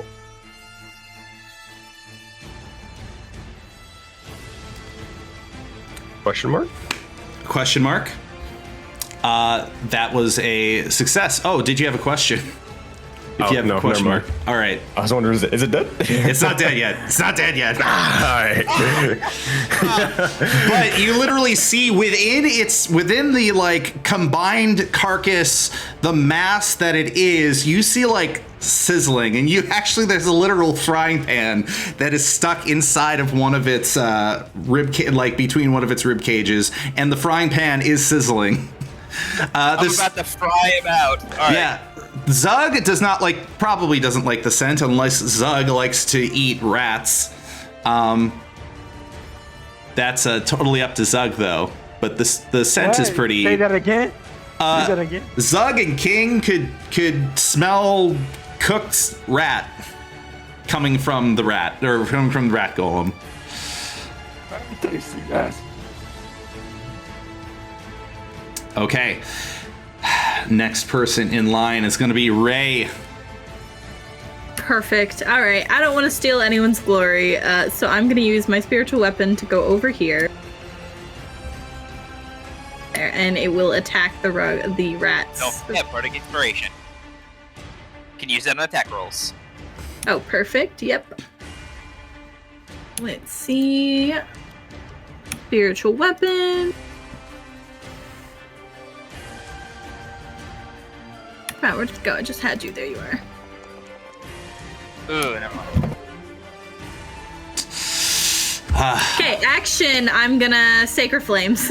Okay. Sacred Flame against the golem or against the... Nah, against the rat. I'm gonna let the boys finish that thing off. They've been doing enough to it. Okay. So the little rat pile has to make a dex save. The one that's right by Zug. All right. That is a success. What the? Ow. Yeah, those rats. That are hurts. pleased. All right, I'm gonna sit down and like just dangle my feet off the edge of the thing I'm on, and just like, you guys got this. Sort of makes me feel bad. I'm used to it. It's fine. No. All right. Well, it is Orgoth's turn. Yep. I'll use my shocking grasp on the last one. All right.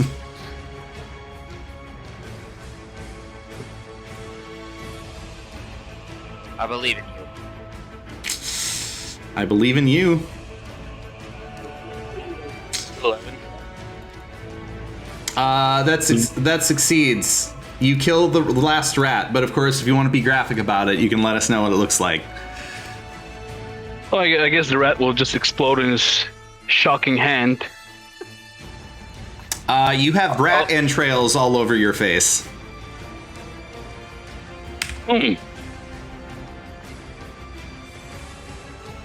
I'm sure that looks tasty. Ray's judging you. Still roll the damage, or no need for it? No, it had 1 hit point. What's the point of rolling damage for 1 hit point? That makes sense. I guess I'll just get a bit closer to the group. All right. Yep. Over here. Okay. And that's it for my turn. Excellent. Rashid. Okay. All right. Here we go. Oh, I'm gonna do that. the. Huh? sorry. Before that, I look Go for it. in the eyes, and I give him a nod in a sense, saying, "Fuck him up." Ah, damn. Do I want to take the glory? I got an idea. No. I know exactly how we do this. We do this fucking together. All right. Rashid will, after like having his sword sheath, will slowly approach, eyeing the rat swarm and also the creature beside them, and immediately just sort of a spark begins to flash, and his sword begins to, or his sheath begins to become inflamed with this sort of purplish fire. It crackles over, and then almost like with a brief flash, you barely blink and see it as he draws his blade and impales the entire rat swarm, and the flames begin to jump over to the rat golem in unison, causing it to explode as I'm gonna cast Searing Smite and Green Flame Blade in unison. Alrighty. I got an idea. One of those is a cantrip, or is this part of your... Okay. Yeah. Green Flame Blade's a cantrip. Yep. Alright. Or actually, hold up. Does it still jumps over? Yeah, it still hurt. Okay, branding or Searing Smite. Boop. All right, and then we're gonna target this guy, and then we're gonna try our best. We're gonna hope that it fucking hits. Please. 12. Hey, it hits. I will, just in case. Oh, it does? Okay. I don't know. I don't trust it because I don't freaking know. So I'm gonna drop an inspiration point from chat that I got earlier to make that 13. I don't feel safe about that. Does that hit? Does it hit the rat swarm? Yeah. That hits the rat swarm. Dope. Okay, so here's what's gonna happen. So I'm gonna hit it with the first damage. Yep. Boom. That's gonna be 6 points of damage starting off, and then it's gonna be the searing smite damage on top of that, or a total of an extra 4. I need it to make a Constitution saving throw as I sear this or the holy symbol of Dendar into all of them. That is an 11. That will fail, and they also take. They are set aflame in these, or this sort of purple light, and they have the symbol of Dendar sort of seared into all of their skin. And then, as that happens, the bits of the purple flames begin to jump over to the flame golem as he hits them with a green flame blade, dealing 3 points of damage to him. Is that enough to kill the rat golem? I'm fine if it doesn't. That is not enough to kill the rat golem. That's more than fine, because he will just look over after searing or stabbing the blade into him. He'll look towards Zug. He's been more than efficient for this time. After looking towards Wintervere, he'll just say, "No, I think that we do this thing together." Pat him on the back, finish him off, big guy. This one's yours. And then resheath the blade. Oh yeah, baby. Okay, Zug's gonna do it, boys. Okay. It's orc time. I am going to roll recklessly. Okay, let me see. Fuck. Nope. I believe. Can I give Zug inspiration points, like mine? Oh, yeah, I'll give him mine too. Ooh. I got one from Flame. So you got one. How many did you get, King? I'll give him 2. Oh shit. So that brings it up to 14. Hey, we do it together, baby. Finish him. 14's the AC. Let's go. Hell yeah. You hit, Zug. You did good, kid. You did good.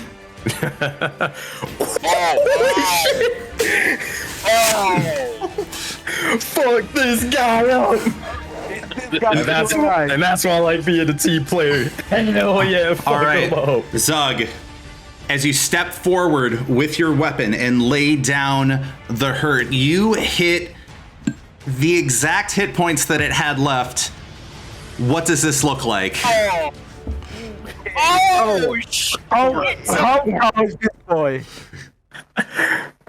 What was the question? How tall is this boy? This boy is like 15. Okay, Zug's gonna leap up, grab him by the skull that's dangling off of him, and he's just gonna throw a straight punch to the temple that he had fucked up before, and just scream, "Your master is weak! Varmin knew before Mogers!"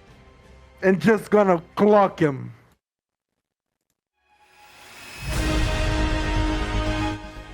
All right. With your fist or with your weapon? I guess I missed that part. You know what? I only have my fist, yeah. You only have your fist. You leap onto the creature as gore and bones and rats are hanging off of its standing corpse. You come down upon the creature and implant your fists into it, laying down one after another, just eruptions of gore splashing left, right. And for added flavor, you grab the skull in front of the rat golem and you begin to tear it from the mass, and you begin pulling it by the spinal cord. You rip the entire thing out, and all of a sudden, all at once, all of the rats that are part of the swarm fall dead, and they all fall individually from the golem. And the golem is now simply a mess of guts and bone. Oh, shit. Yeah, boy. Well done. Well done. The remaining swarm of rats attempts to disperse. Of course, you have the option of doing something about the rats if you want to all go for it. I imagine that they're going to move up and away from y'all. If y'all fucking stab it. All right, that's opportunity attack. All right. Bam. Boop. Bada bop boop. Pow. Bam. Skid it up. Bebop-a-lapa. Oh god, what was this damage earlier? 10 points to him. 10 points. So God, right? Oh, he's already dead. Never mind. All right. I don't know. Maybe.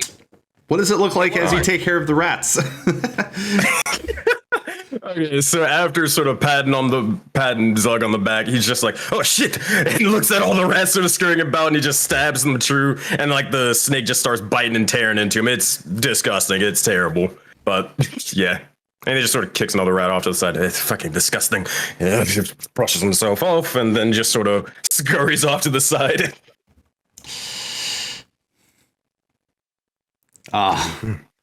So just like that, the rats are gone. In this precise moment, realizing that you have just, you finally get the moments to realize that the remaining people that I guess for one reason or another have stuck around the Grub court, they begin standing up and applauding, giving y'all your your proper dues.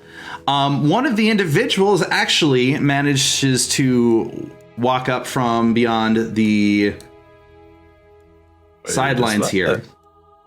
It'd be this individual. There's no way. What? Sorry? No, I thought that was someone familiar. Never mind. Nope, not someone familiar.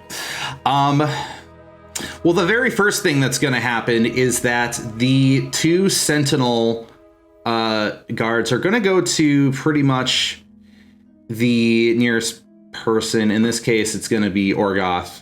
Or no, it's Rashid and Orgoth independently, I guess. And they're gonna look around and they're gonna say, and they're in their own way, they're gonna basically say, that was grotesque. What happened here? Rashid will just sort of motion Orgoth to also come along, and join him. After he does that, I guess Rashid will just sort of say, I believe that we just saw like a strange puddle, hooded man, and then, just sort of did a whole, and he'll put the little finger over the lips and all that stuff, this little shushing motion. It did something like that, and then, just rat apocalypse just happened. Rat apocalypse. Something like that. I'm gonna have to inform a rigorous about this. This is we deal with trouble all the time in Autumn Rock, and sometimes it's of a magical nature. But that was intense. I'm sure the Sentinel Tower is aware of what happened, but we have to report back immediately. The Sentinel looks over to the guard and they have a little bit of a discussion, and the Sentinel heads off as the guard stays put. The guard looks around and he takes a deep breath and he says, one of you doesn't happen to have a light, do you?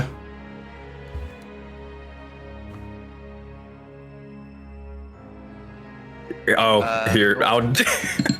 Oh, you got it? I was gonna... Well, it's because I have Prezi. And I got some a little bit. Here, I'll just walk over and just cast Produce Flame and help this guy out. Okay. You end up lighting up his corncob pipe. He nods and he says, "Thank you, adventurer. Where do y'all hail from, anyways?"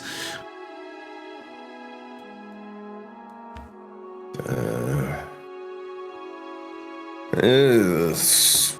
I can't say about the rest of these individuals, but because only met them for a short time. But myself, Rashid Al-Safar. You probably heard of my family. Born and raised here in Seglesia. Rashid Al-Safar. Huh. Well, A little bow. Is he speaking to everyone in the party? Well, I think so, yeah. I guess openly, yes. Rashid was the one that answered him directly. Of course, y'all can interact as you may. Insight on that. Insight On me or on the who? question? Yeah, on who? No, insight on him saying royalty. Rashid Al Safar. You got it. I will roll a d20 and tell you the result because they're both the same. All right.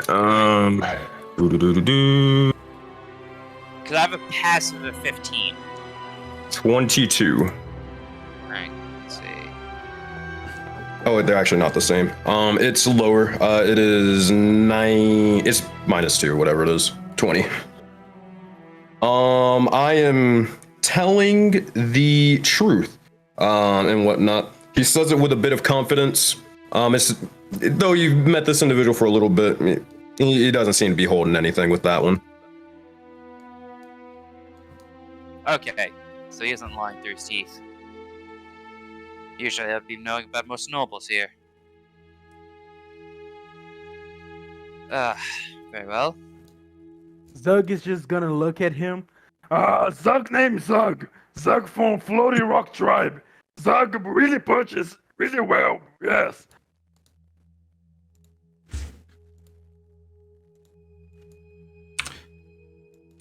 Ready for this? Bloop.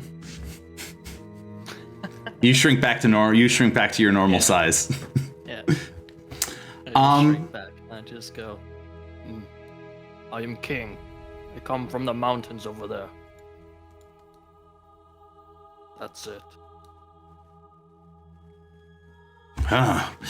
You all seem to be from very different places. Did you all just meet today? Did you all just meet here? I believe that would be so, my good sir, as I start walking forward. Sorry for the part of introduction. I already spoke with your leader beforehand. I guess it seems this trouble follows me wherever it goes. Though I'm terribly sorry. Allow me to introduce myself. My name is Winvia Pendragon. Winvia Pendragon. Yes. And we had Rashid, King, it seems. What's your name, Red One? My name is Orgoth. Orgoth. Huh. You don't need to know where I come from. Well, that I won't ask. And then we have Zug, and who's the sixth? Because I swore I saw a sixth individual with you. I thought they were around here. Yeah, they're somewhere. Hey, Ray, if you wish to roll a perception check to see if you can figure out where the cat is, or I guess it's tracking. It's otherwise tracking. However you want to approach this, we'll see how it goes one way or another.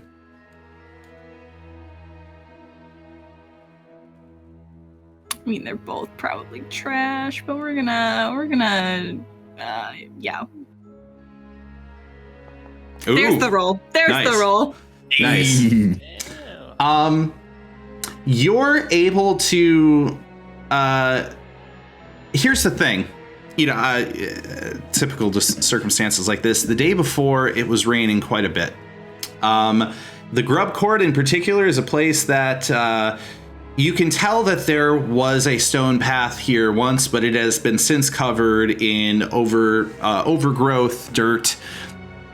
and all sorts of things. It makes tracks in the ground fairly easy to spot, and you do see cat-sized foot tracks. And those cat-sized foot tracks seem to lead off to this tent.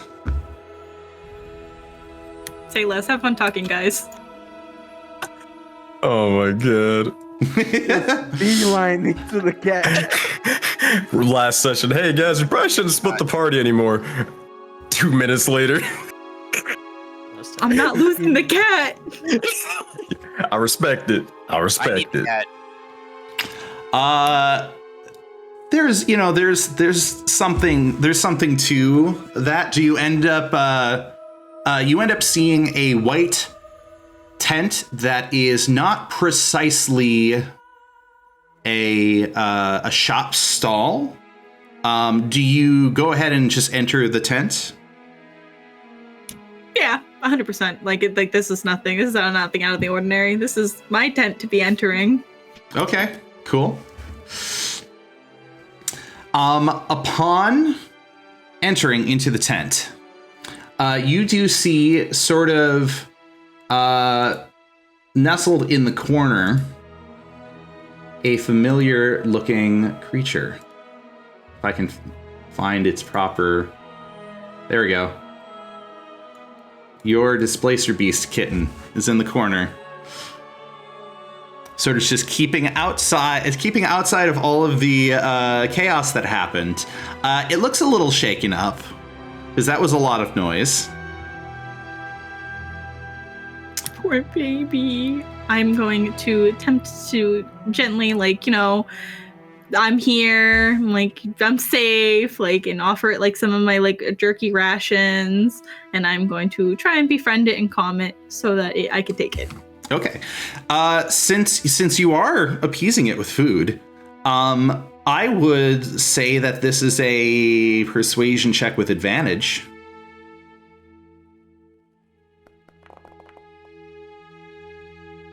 And 16 will do it.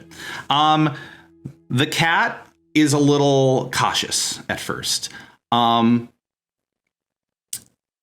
then, of course, with you spending enough time, trying to look as non-threatening as possible and speaking softly, the cat's ears begin to, let's say the displacer beast, I keep saying cat, the displacer beast, their ears begins to perk up a little bit.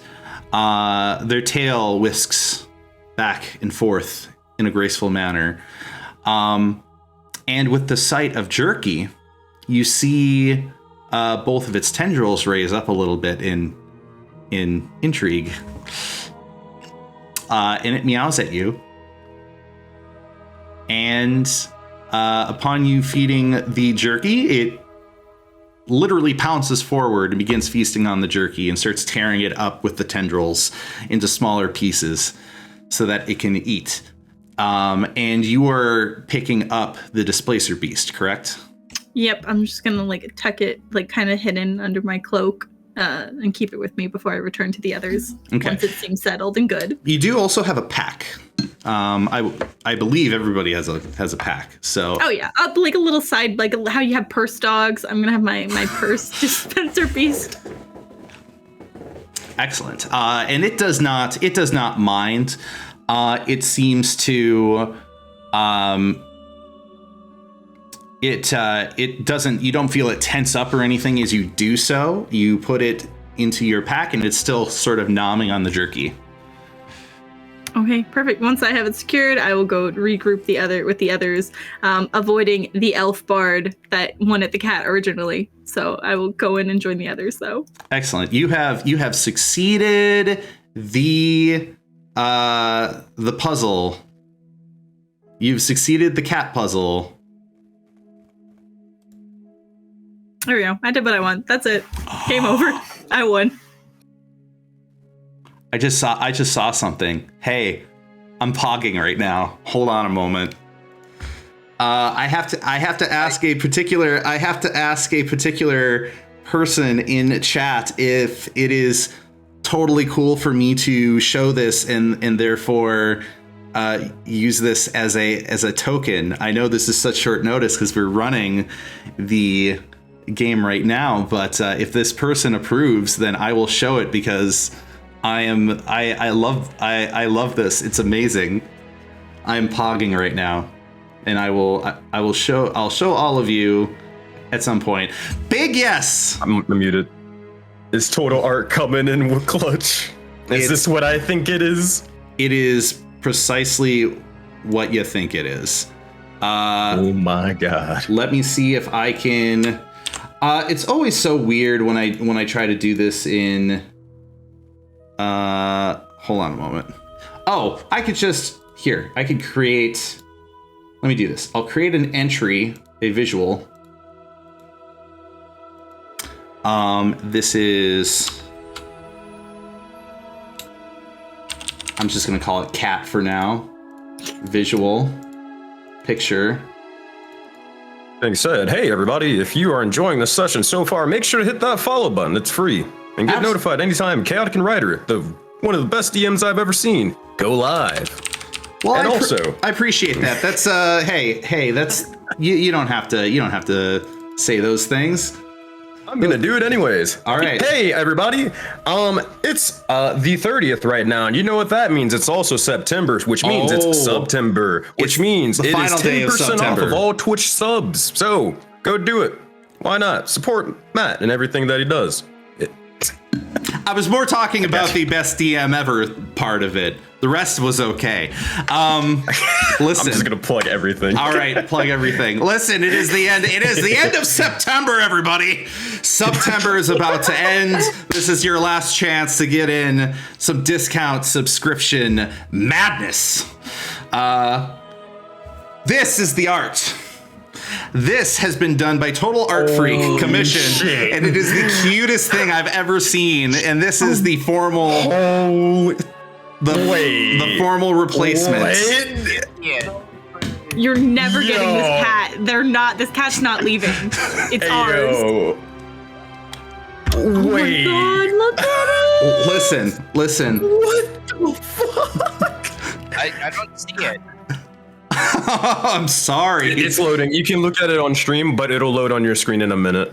Listen. Oh my God, it's so cute. Here, actually, I'll tell you what. I can screenshot it and send it. All right. By the way, it is on purpose. On purpose that this displacer beast looks like Sylvester, my cat. I sent Total Art Freak a whole kit just full of photos of my cat, and this is the end result, and it is amazing, and I love it. Thank you very much. Thing ever. Plug, super plug to Total Art Freak, facebook.com/Total Art Freak, but I presume there's also all of the Twitters and the Instagrams and stuff. So hey, if you hit that, hit me up on the Discords. I'll post it in the message in the chat, and y'all better click on that link and provide your follows and absolute love and appreciation for the art that has been created. This is now the official art of the Displacer Beast. So, oh my God, that's perfect. Yes. All right. Meanwhile, Zug and Ogroth is like, too bad we're gonna have to sacrifice. Over my dead body.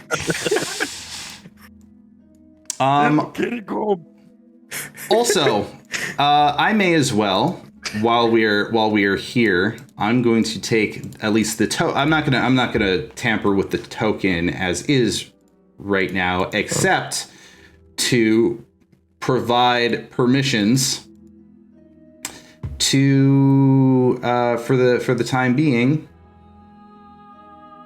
Because Emmy, you are now owner of that token, so you should be able to move it. There you go.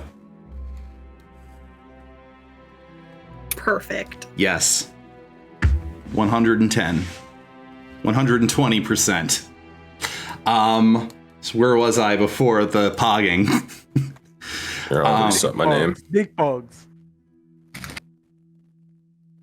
So I can fix the overlay.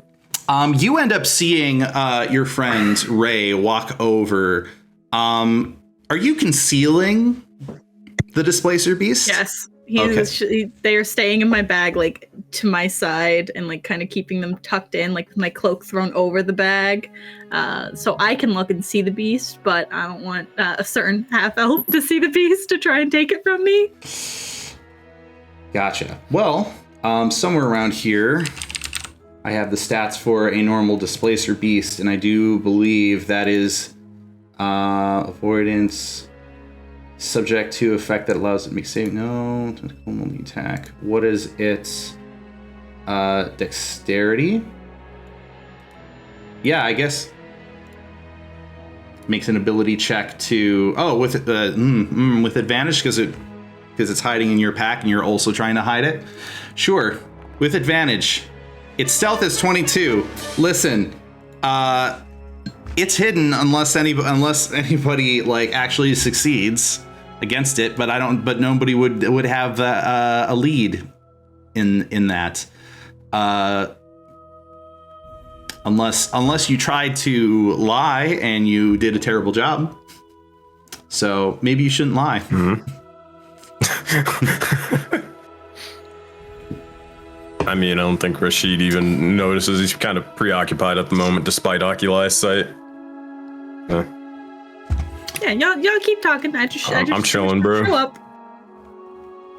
So what was the I guess the guard talking about before we left off? So the guard was basically taking inventory of everybody's names and stuff, and they were like, okay, so just so that I have paperwork does still come with this job. So as long as I get to properly let the my bosses know, the Sentinels, who was responsible for taking down this creature, then I do believe that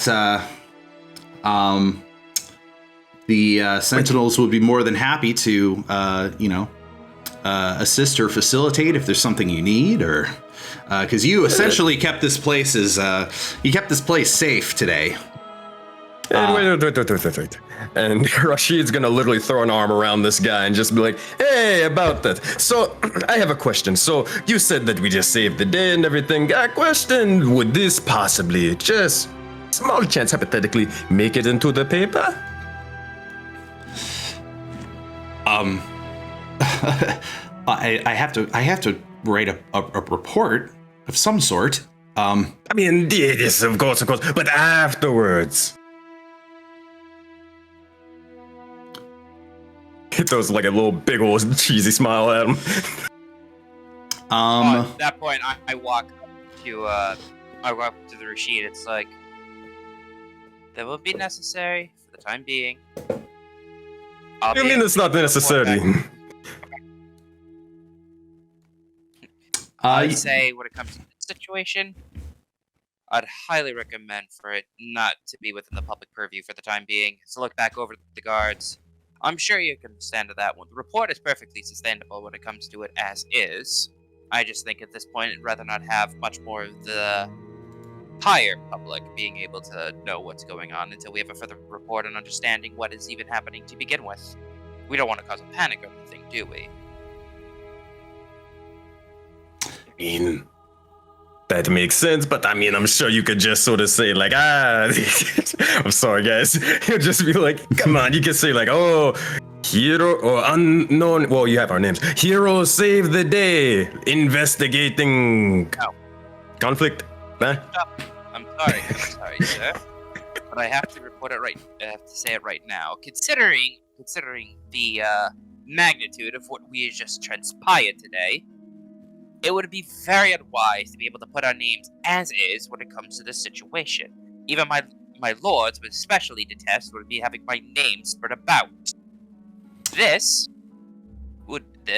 and later due time, when we have a further understanding of the situation, will then be reported that to the public. But for the time being, it'd be smarter to actually keep this under wraps. Now, if you don't mind, I have to you're no fun. Fine. I have Look, as he turns back over to Rashid's like, look, I know you want to be able to get your fame, fortune, everything you want when it comes to the city. The problem is right now is that we have just dealt with a gargantuan monster that we have no idea what we're dealing with.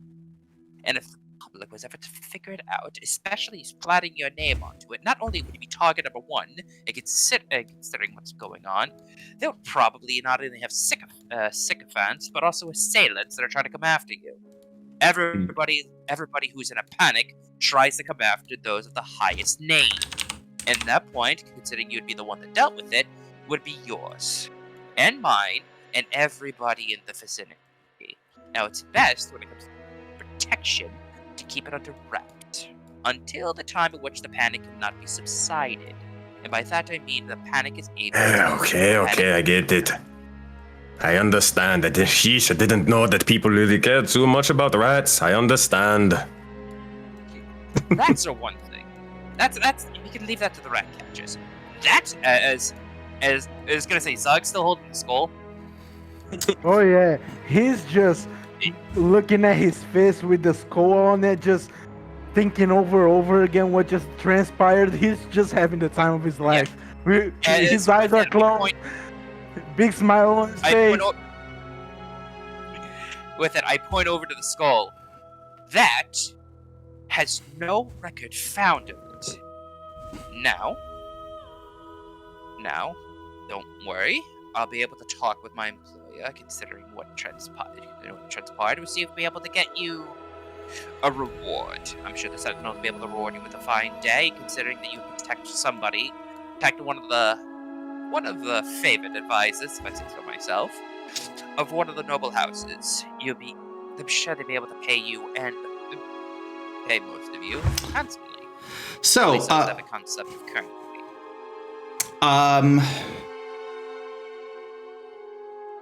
There's a lot going on right now. So in summary though, we have a guard who's trying to take report of what happened. Some discussion about leaving names out of that report. Which one of you is going to make the persuasion check? I guess is the big question. Ooh, the guard. I mean, he's gonna keep our names out of it anyways, right? Or was he intending on keeping our names in it? He was going to put our names in, but they weren't going to push it for the public. All but my name, because my name was not given. Yeah, I will. I will go for do is persuade him to not put my name into there. Okay. Oh no! Oh, I say otherwise. Your name's going in the report. I mean, Rashid's indifferent at this point. He's convinced him for the most part. Zug just puts the spinal cord just wrapping around his neck and using it as a scarf. He's holding it like a scarf and say, "Yes, trophy." What an interesting. He's gonna move away. So did you try to bribe this guard? By the way, it sounded like you were trying to bribe the guard. No. Why would I try to bribe? That's against one of the codes when it comes to Seglesia. That would. But he's I have only asked to be able to take our names out of the report. I thought you said something about a compensation or something. I think that was Trish. No, he was talking to me. Okay, but he's standing in front of both of you. So were you actually suggesting? He's not referring to bribing the guard. He's referring to paying me for helping, and pretty much everybody else for helping destroy the rats. That's it. Okay. Well, the Sentinel Guard is going to look at you, is going to look over at Rashid, and is going to say,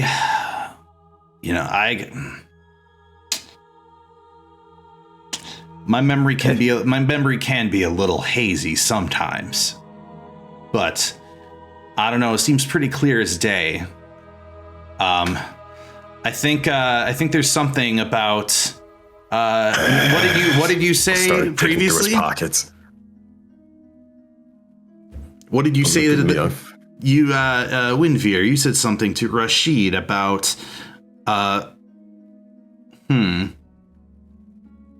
well, we can make this whole thing go away.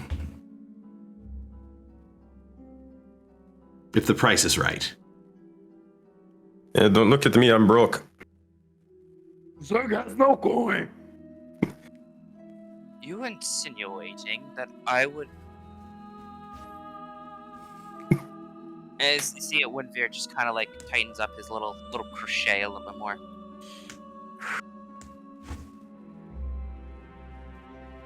He wants that dough, man. No, it's... Alright then. Considering I see what you're trying to do here when it comes with it. As Winveer pulls out a parchment, mind if I get your name, sir? Well, it's not as if I'm somebody who's a part of the No, I insist. My lord, would be able to love to meet you. Reggie. Reggie? Reggie. Thank you. Reggie Torland, if you want to know the full name. But it doesn't matter because I'm not a City Watch member. I'm not a Crown's Guard member. I'm a Sentinel member. The Sentinels do not function within your laws, and we are not within the Code Legal. So what exactly would you be able to do?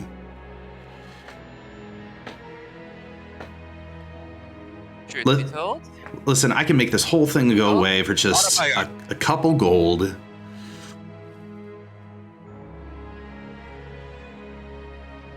well, if it was any other house, I would agree to it. But I do have an honor when it comes to myself. So, So before you... Okay. Oh, no, say your piece. Say your piece saying first. is that, what I was gonna say. So, I cannot be in good conscience to be able to deal with it. But I will allow this predicament to slide. Now, if you excuse me, I have to be able to attend to a different matter. As I'm walking, I trip, and out of it you see small gold pieces, about 5 total, scattered around the ground. And the Sentinel Guard is going to be, oh, I'm so sorry. Let me help you up for a moment here. How much? I'm sorry. Let me pick up this gold for you. Here's your 3 gold back. Oh, thank you, sir. No, it's sorry. I got a lot from my adoptive father. It says that I'm usually tend to be very clumsy. But yes. Well, thank you again. Be sure not to trip on any mistaken rocks. Mistaken rocks. Make sure not to trip on any rocks in the pavement here. Whoever your name is. That goes for the rest of you, whoever you are. You enjoy the rest of your day, and I will attend to the other side of the Grub Court. I have a question really quickly. Would I have seen those 5 gold pieces drop? And more specifically, There wasn't. Well, I will say this: there wasn't any attempt to hide it, so you would absolutely would have seen it. All right then. In that case, hey, that guy just took your gold. It's like, I don't know what you're talking about. Good day, everyone. And a good day to you as well. As I look over, and so sometimes in the world, you have to be able to provide a little charity. Get the chat. As it always says, When you do good things come back to you. This individual. Now. Oh, were you gonna say something? No. Okay. Orgoff is. He'll look at Will and go, "Charity, is that a sacrifice?" Rashid will look over and just say, definitely not. No. What is it then? Charity. Oh, wait, question. Are there any rats around? No, Like dead no rats. I mean, dead rats. Plenty of dead rats. Plenty of dead rats. Okay. Rashid will just sort of like lean up to sort of Orgoth and just say, I mean, when the time is right and when there's nobody watching, you can grab a couple of rats and then do the whole sacrifice thing or whatever to those guys, pointing to all the rats. They're already dead. They're already sacrificed. Ah, they have to be living. I see. Okay. And I'll just go back to what he's doing. That was absolutely amazing. I've never seen anything like that before. What did you say your name was? This half-orc individual is pointing directly at Zug. Wait, who was it that did the clash? It was Zug, right? Yeah. Okay. Yeah. Pointing at Zug. What did you say your name was? Zug's just gonna assume a heroic pose and look at her. Just Zug, name Zug. Oh fuck. Okay. Yeah, they already heard it. That was extraordinary. That was some of the best. That was some of the best fighting I've seen in a long time. And I should know. I'm one of the officials at the Vagabond Arena. Hey. I will fight the Vagabond Arena. I thought I saw your name signed up at the arena. Yes, fight 101, no coin. Well, this is so much better than some sort of opening match or first tier battle. You're a main event star. This one. So he just starts patting the skull that's resting on his shoulder. It's like, yes. Patting his spinal scarf. So, hey, since you signed up for it, why don't I do a little bit of arranging of the ladder a little bit? Because, I mean, as much as the arena, the Vagabond Arena needs to have, strong fighters that put on a show, you are a showstopper, my friend. So why don't I put you against a specific lineup that really allows you to really strut your stuff, huh? Oh, well, wait, before my client agrees to anything, we have to think this through. I mean, you said he's a showstopper, and it's... Yeah, I'm so glad you did this. I'm so glad. You'll fight, but only when it's worth it. You don't want to fight anyone that's subpar. I mean, look at what you just did. Subpar? I want to fight. Bigger man.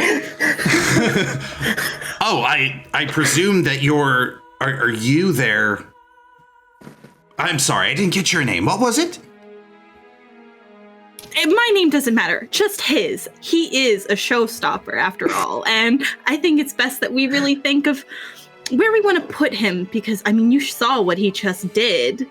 He could be worth some, and I'm gonna gesture, make money symbol. Coin? Yes. Zug is completely oblivious by her attempts to be his manager. Do I get the sense that Zug is confused? You get the sense that Zug is very confused. All right, Rashid would just sort of lead up a little, getting on the tippy toes to the big orc man and just say, more gold equals more killing, which means more sacrifice. So just play along. So gets Focus happy? Yeah, yes. It's a little bit of a roundabout way, but yes. Snake men know a lot. Hey, Ray. I think this is a good opportunity for another persuasion check. All right, let's see. Okay. So I guess my question is, I might have some ideas here, but I want to ask you, what is your hope? What is your goal in posting yourself as Zug's manager? What is it that you're hoping to get out of the arrangement? Oh, the cut for the win. Oh, look at the percentage of his wins. You snake. I love it.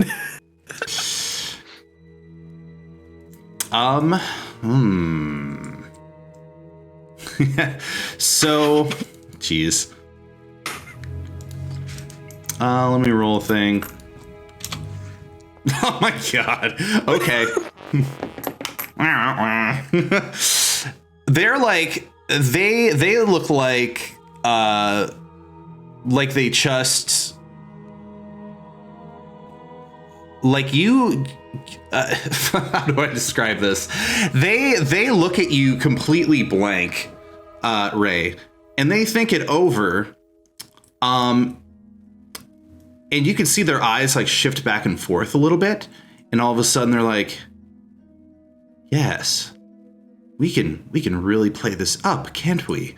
We can really make this a part of the main event. We could." And So it's just, imagine assuming a bigger heroic pose.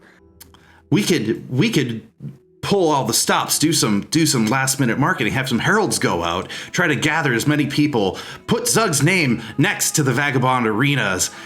This is the main event, baby. This is the big time. Perfect, you got it. I knew I was working with someone so smart that they knew a true star when they saw them. So, boy. who's to say? So, listen, I got an idea. As long as there's going to be some big money coming in for this. Big money coming in.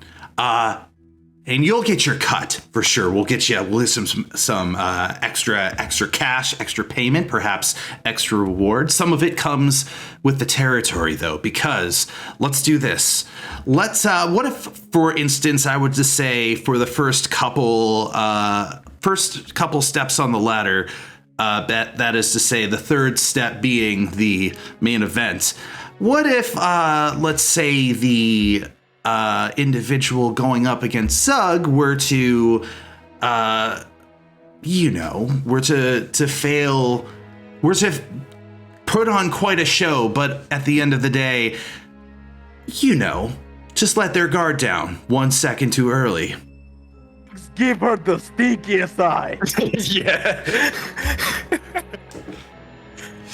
And just puts a hand on their shoulder, just clasping it and looking directly at its eyes. Do you think Zug need guard down? Oh no.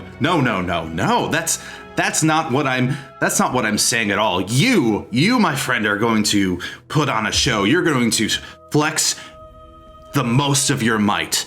And you are going to, with honor and nobility and a sense of regal prowess, you are going to take on your opponents in one-on-one honorable combat. The way that orcs know how to do it. And then this person looks over to Ray and says, "We'll talk about details later. I don't think this one gets it." Yeah, it's okay. We'll talk and go over the details. Zug is kind of skeptical, so I would say maybe roll deception. You're gonna force me to roll a deception? Hopefully it's not terrible. It isn't the most terrible. I don't think you have. You can certainly roll for it. Yeah. Is it insight? Yeah. What is your insight? Yeah. Okay. My passive insight is 10. So, okay, Zug's completely oblivious. A little butterfly started passing and he just caught his attention. He's just like, yeah.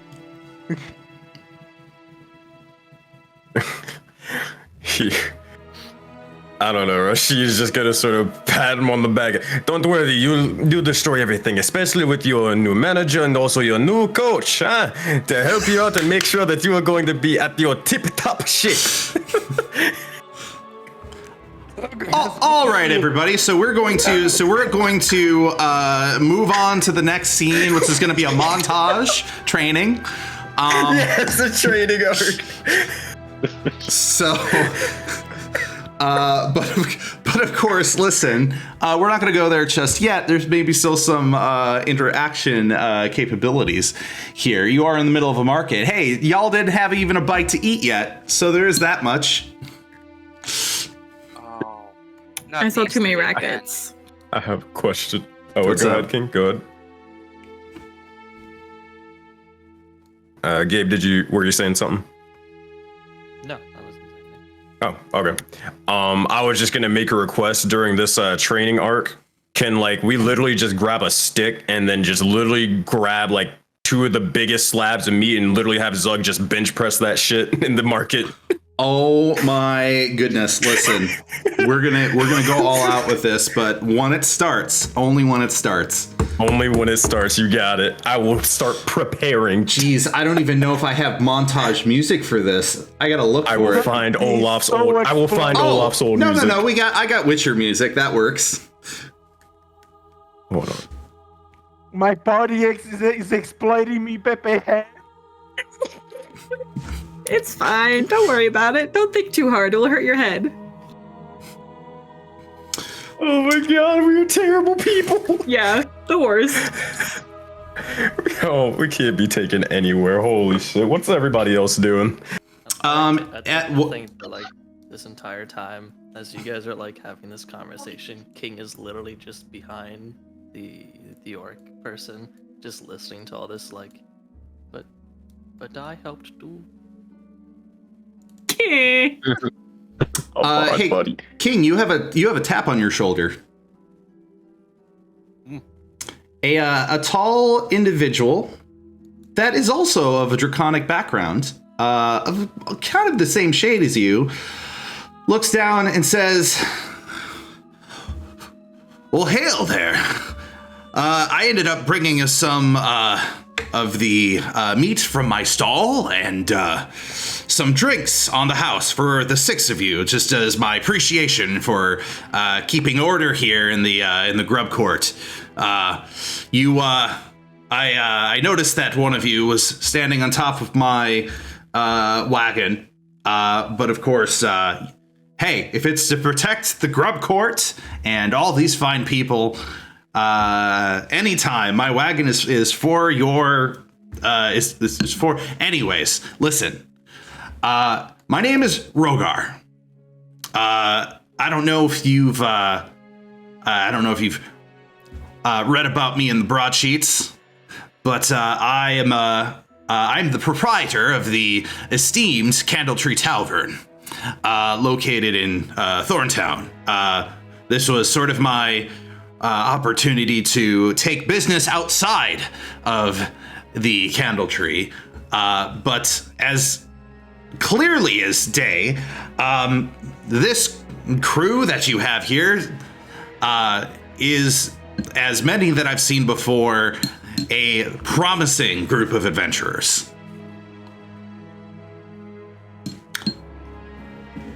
I'm hoping that there may be an opportunity for you to attend the grand reopening of the Candletree Tavern in the near future. But of course, my good sir. as I start speaking in Draconic into him, it's of course, it'd be wonderful to be able to have this grand reopening with you. I'm sure. Hey, question. Completely stunned that he's speaking Draconic. Well, so it's more for the fun. More. Sorry, Dino. Hey, Windveer, do a history check if you may. I was actually gonna say, can I do a history check? Do I know both of you? Because I live here. Yes, I would say Windveer and Rashid, in particular, you two, should do history checks. Nah, maybe. Oh. I got a 15. I got an 8. Okay. 8. In the very minimum, you've heard the term Candletree but you haven't you haven't associated it directly with the establishment. However, Windveer Pendragon, well, of course you've heard of the Candletree Tavern. There's the Candletree Tavern. It is a relatively, within the past few months, newer establishment in Thorntown.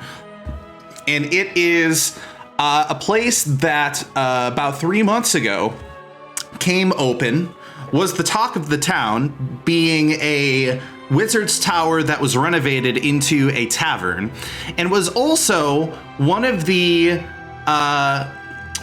sites of a esteemed adventuring party that you had read about in the broadsheets or heard, called the Fists of the Conga Thunder. However, soon after the original grand opening, that was 3 months ago, it had ended up closing down. At this point, you don't have a recollection on the details.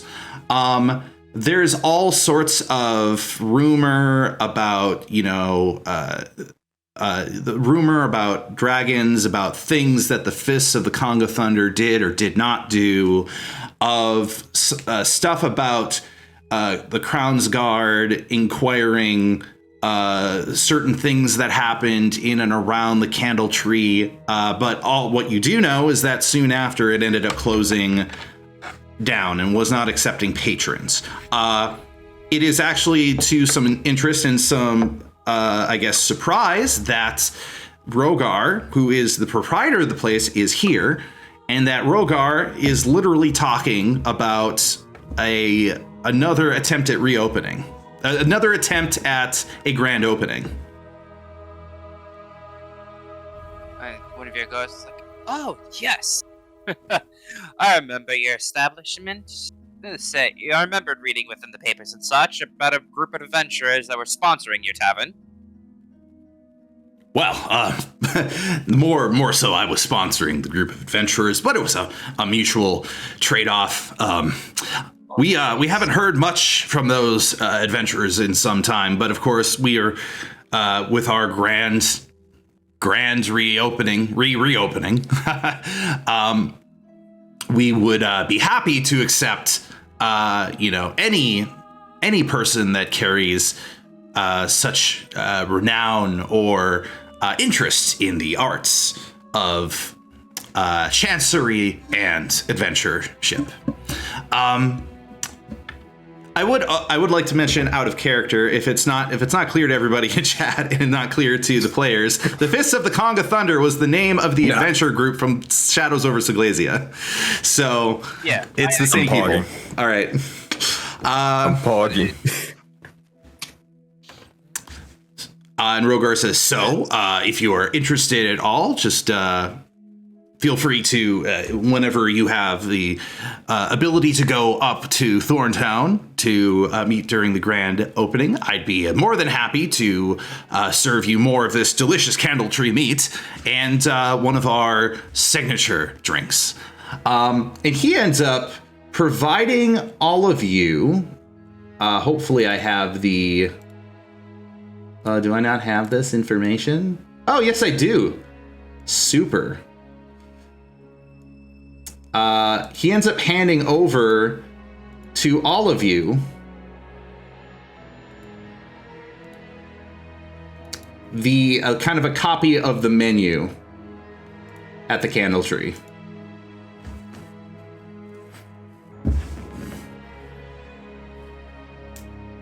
I would like to make one particular correction actually to this menu. The Mind Flayer mead is let me recall, which one was it? Mind Flayer mead, it was. The Mind Flayer mead is no longer on the menu. Long story. I figured. You don't have to explain that to me. Hey, Matt. What's up? As a joke, do I Rashid hearing that, does he have like PTSD and have an echo call?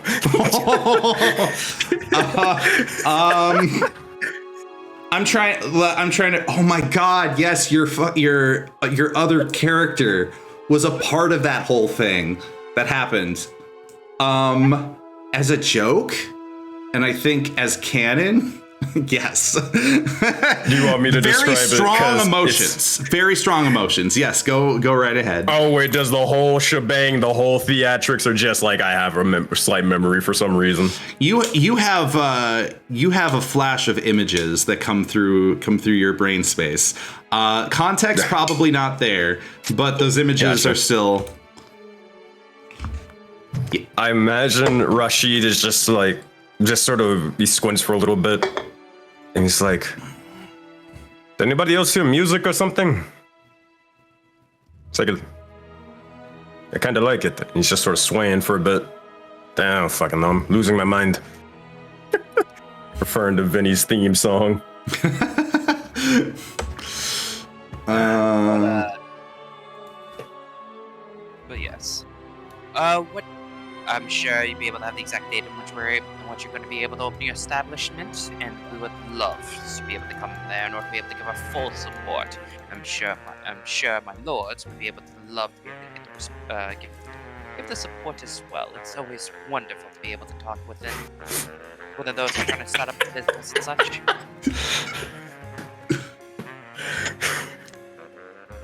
What was the very last thing you said there, Windveer? Saying was that we are very supportive when it comes to the up and coming entrepreneurs to be able to start up when it comes to start up their business. Well, absolutely. As I said, I'd be very excited to have you on board at the Candle Tree during our reopening. I would be, of course, there will probably be some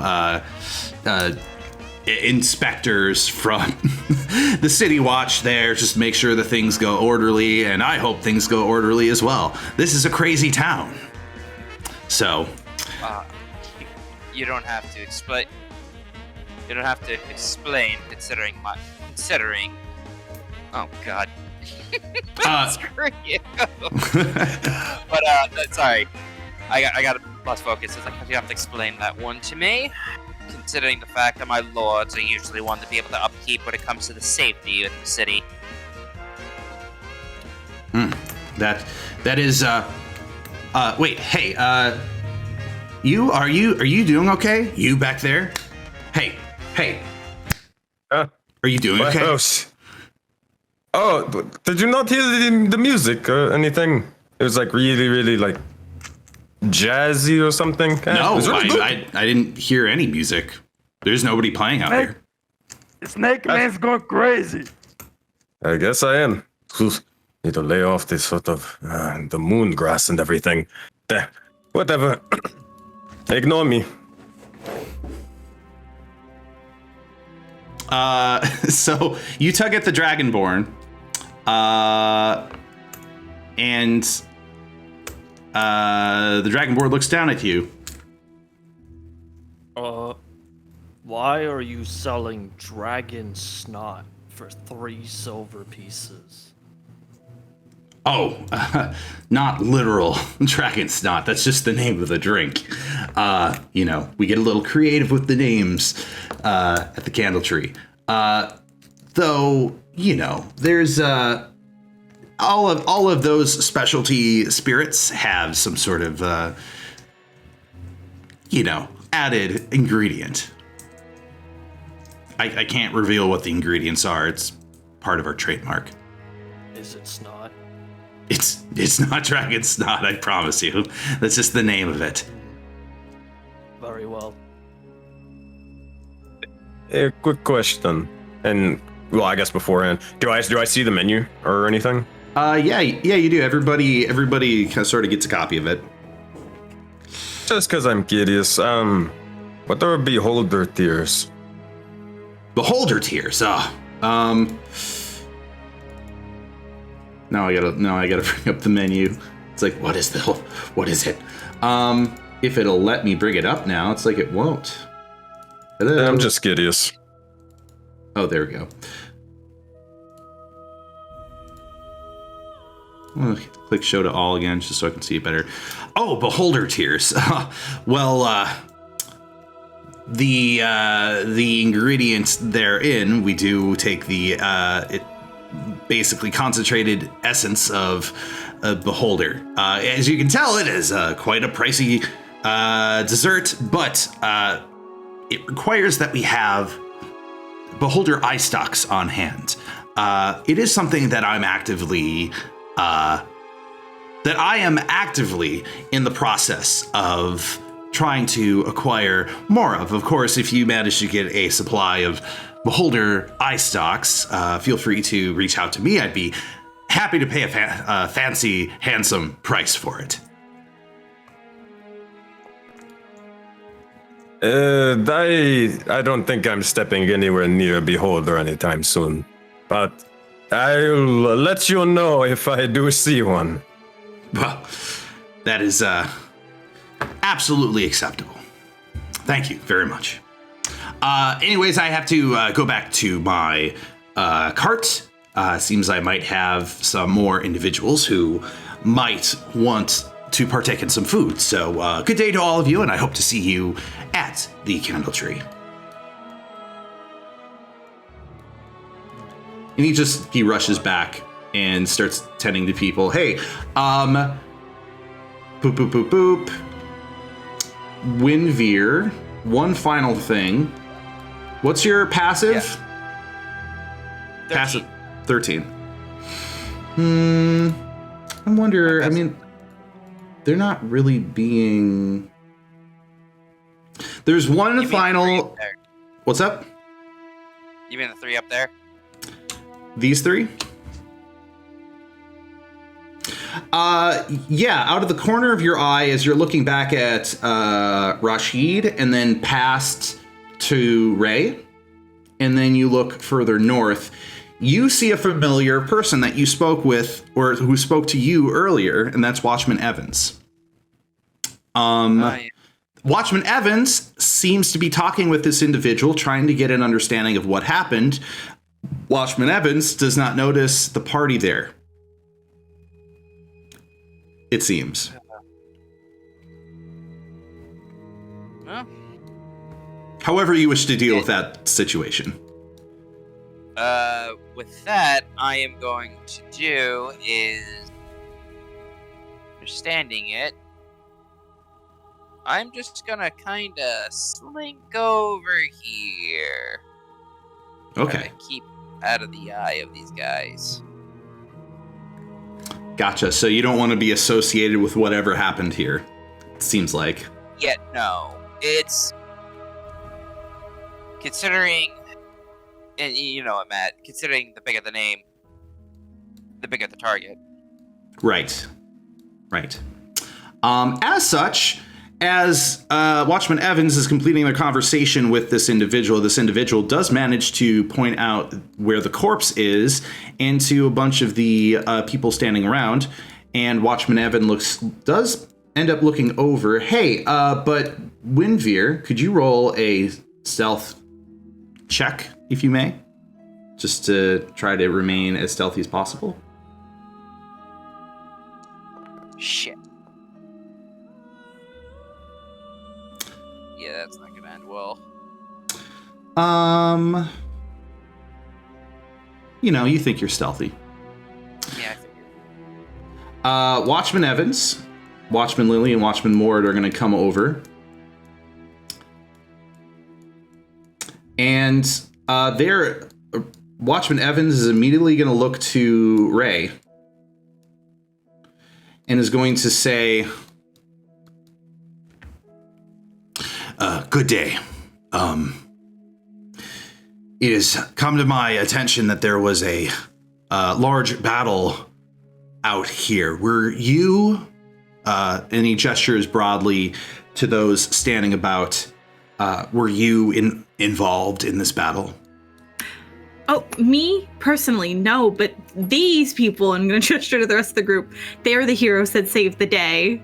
They were amazing. deception check. I mean, technically, I didn't do anything, but all right.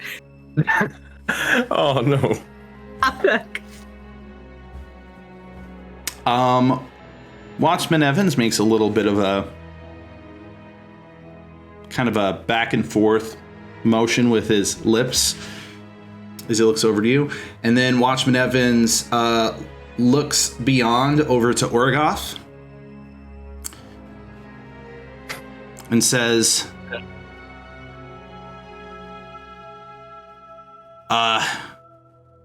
you, and I guess you other four, I have some questions for you. And then all of a sudden, Watchman Mord steps up, and Watchman Mord says in a really deep voice, "There's another one here." And Watchman Mord points over towards Windveer. And Awkward. well, it's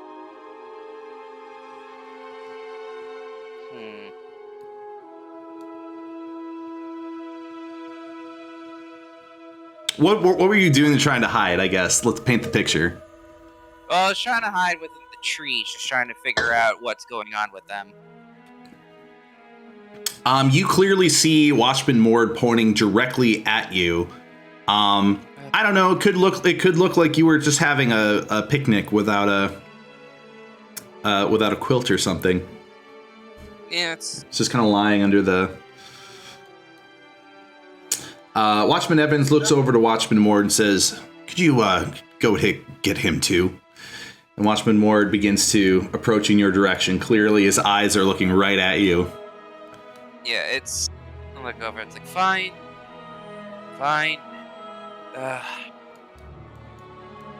As soon as these individuals come over, the ones that were standing here begin at that point waltzing away. I don't know. I guess. I don't think anybody did, but just in case, I'm gonna just check my pockets and all that stuff, make sure everything's there.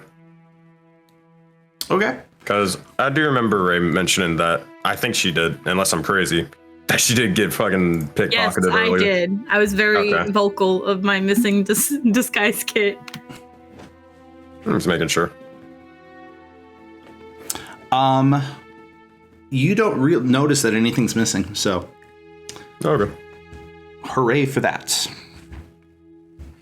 Go ahead. Watchman Moore gestures to Windveer to kind of move over to the rest of the party.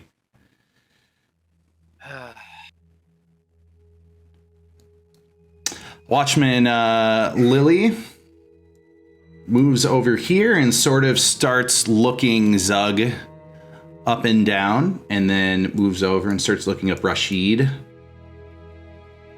up and down. Looks over Rashid's shoulder to notice King. I'm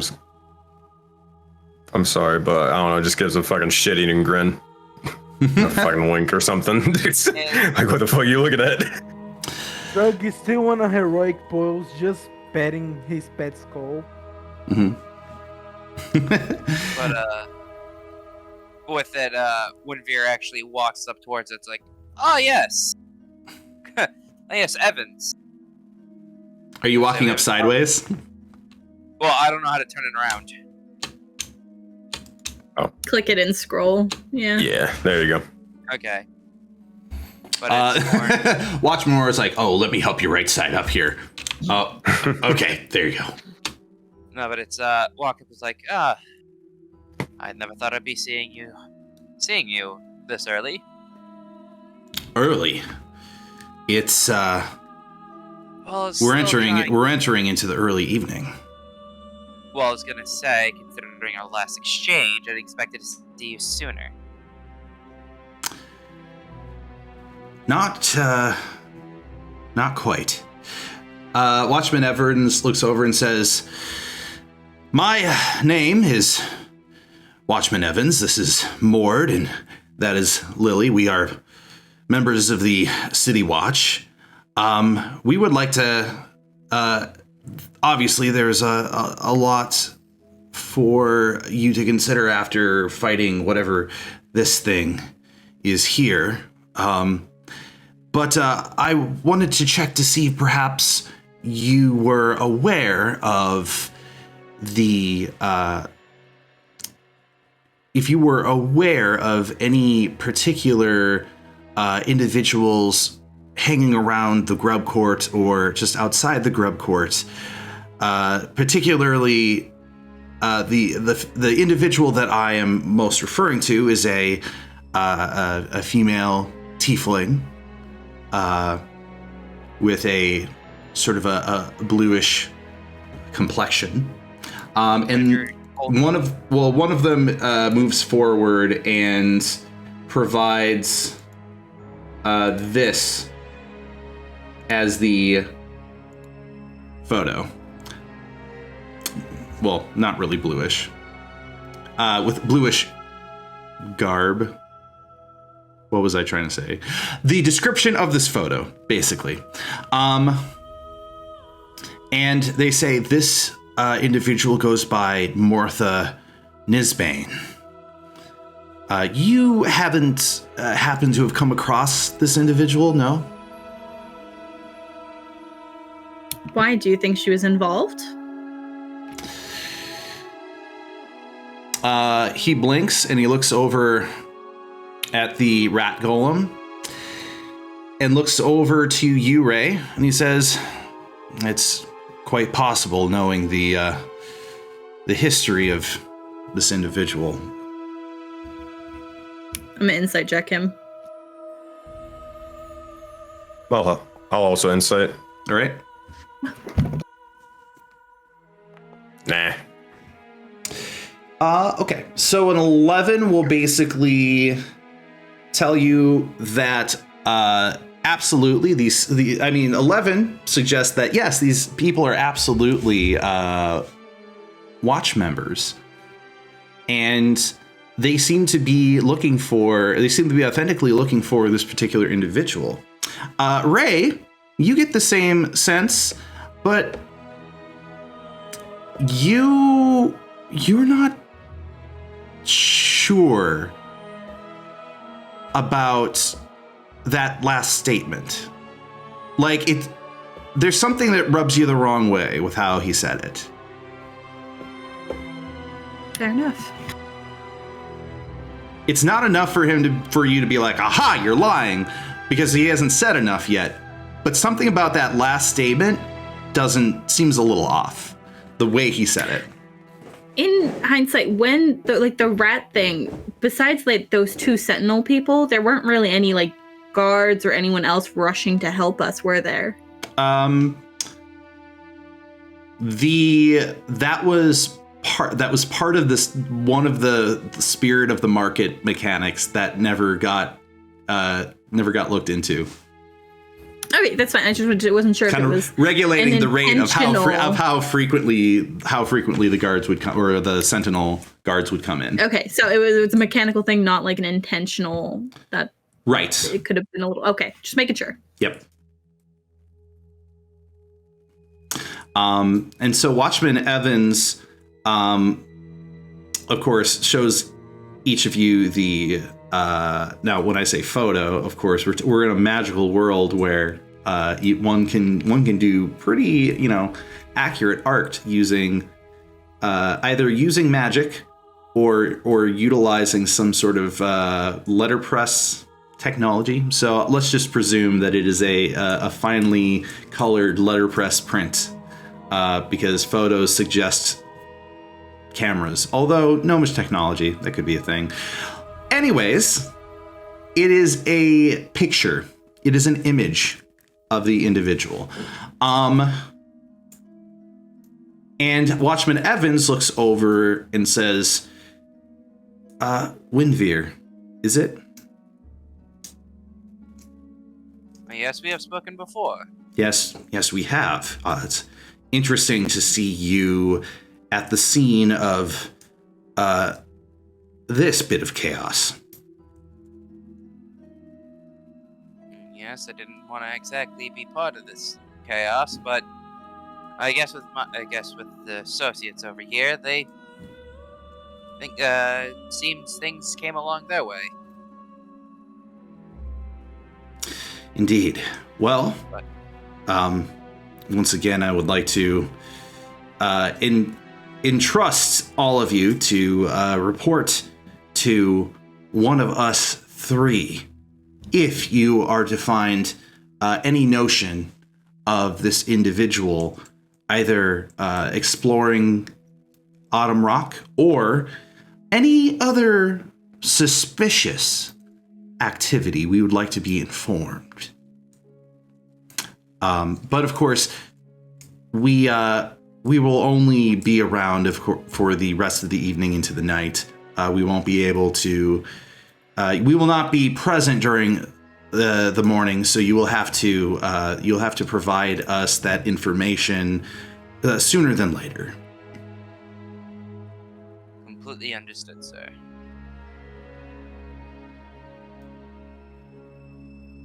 Well, that as I look over towards the other group, we should probably make haste. I'm sure we're all very famished, and not to mention our green individual over here needs to be able to debut when it comes to his show.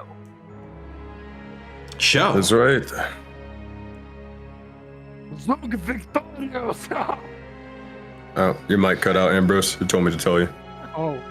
Zog Victorious! Yeah! Did it again, but it's fine. It made it better. Well, He just screamed Yes. Zog Victorious, ha ha ha.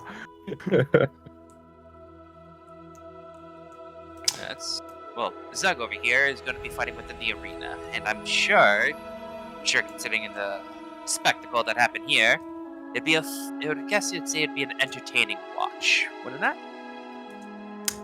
Indeed.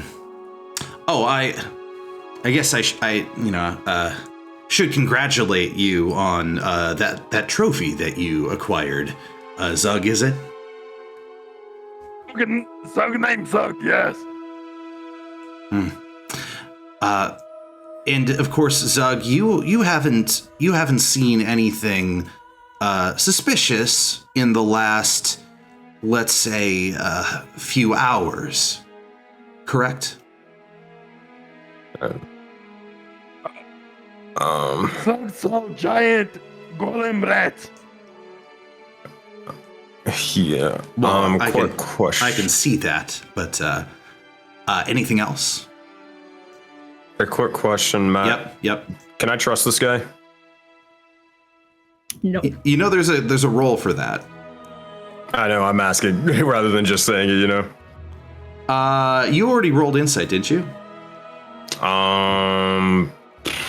Yeah, you I did. It was on the. It wasn't. Honestly, it was. it wasn't high enough for you to not trust this individual in particular. Not trust these individuals in particular. All right. You don't. If that's the case. There is no suggestion that you shouldn't trust these individuals. Okay. If that's he's the case, going to Rashid will- say stuff, Ray is going to give him like the signal, like she's not 100% sold. Rashid, would you, if he sees that, I'm assuming, does he? Yeah. Okay. Rashid will just sort of walk over and whisper, I was just wondering, do you not think that we should maybe tell him about the sort of hooded figure? Every last one of them, and if the last one of us saw him, and I don't hold any sort of qualms or connections with them, I could care less what happens to him. I mean, I don't care too much either, but just something about the situation is not sitting right with me. I think we should hold our tongue just a little longer. I'm gonna stop both of you right there. In terms of speaking, Or whispering, by the way. whispering. I would say there's a certain active thing going on, not like normal to the situation, but something extra going on that I haven't stated yet, which means I'm going to suggest that both of you roll, say, stealth on your conversation to make sure that it's not being heard by some way, shape, or form.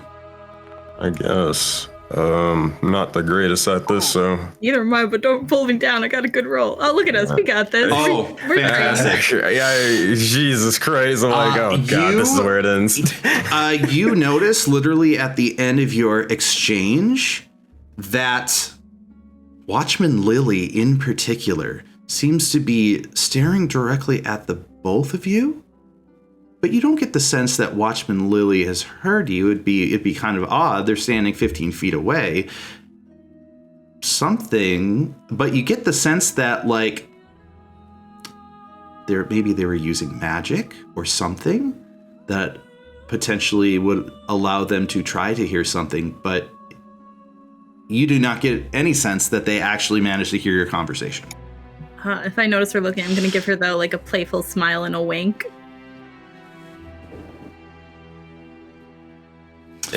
If I notice, I'll just say, it'd be a shame. Maybe we should also tell them about, the one time that Rashid had to go use the bathroom or something. Just, so give it the full rundown in details. Just sort of laughing at her. Yeah, you see this sort of like very neutral looking exchange, this eye glance between Lily, Evans, and Mord. And Evans speaks up and says,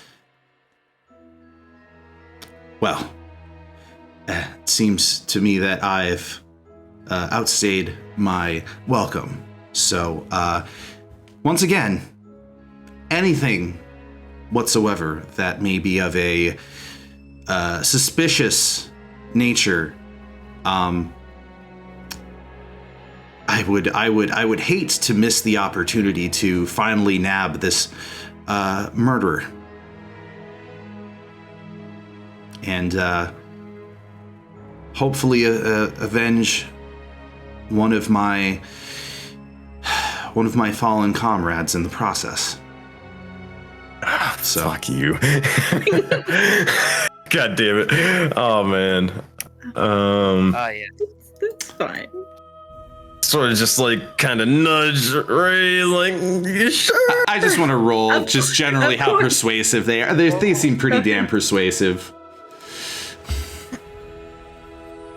Well, if there's nothing else, then good day. And Watchman Evans begins Toodles. walking away. Good luck. Watchman Mord gives Winveer the longest stare down and then begins to walk away, also looking over to Zug.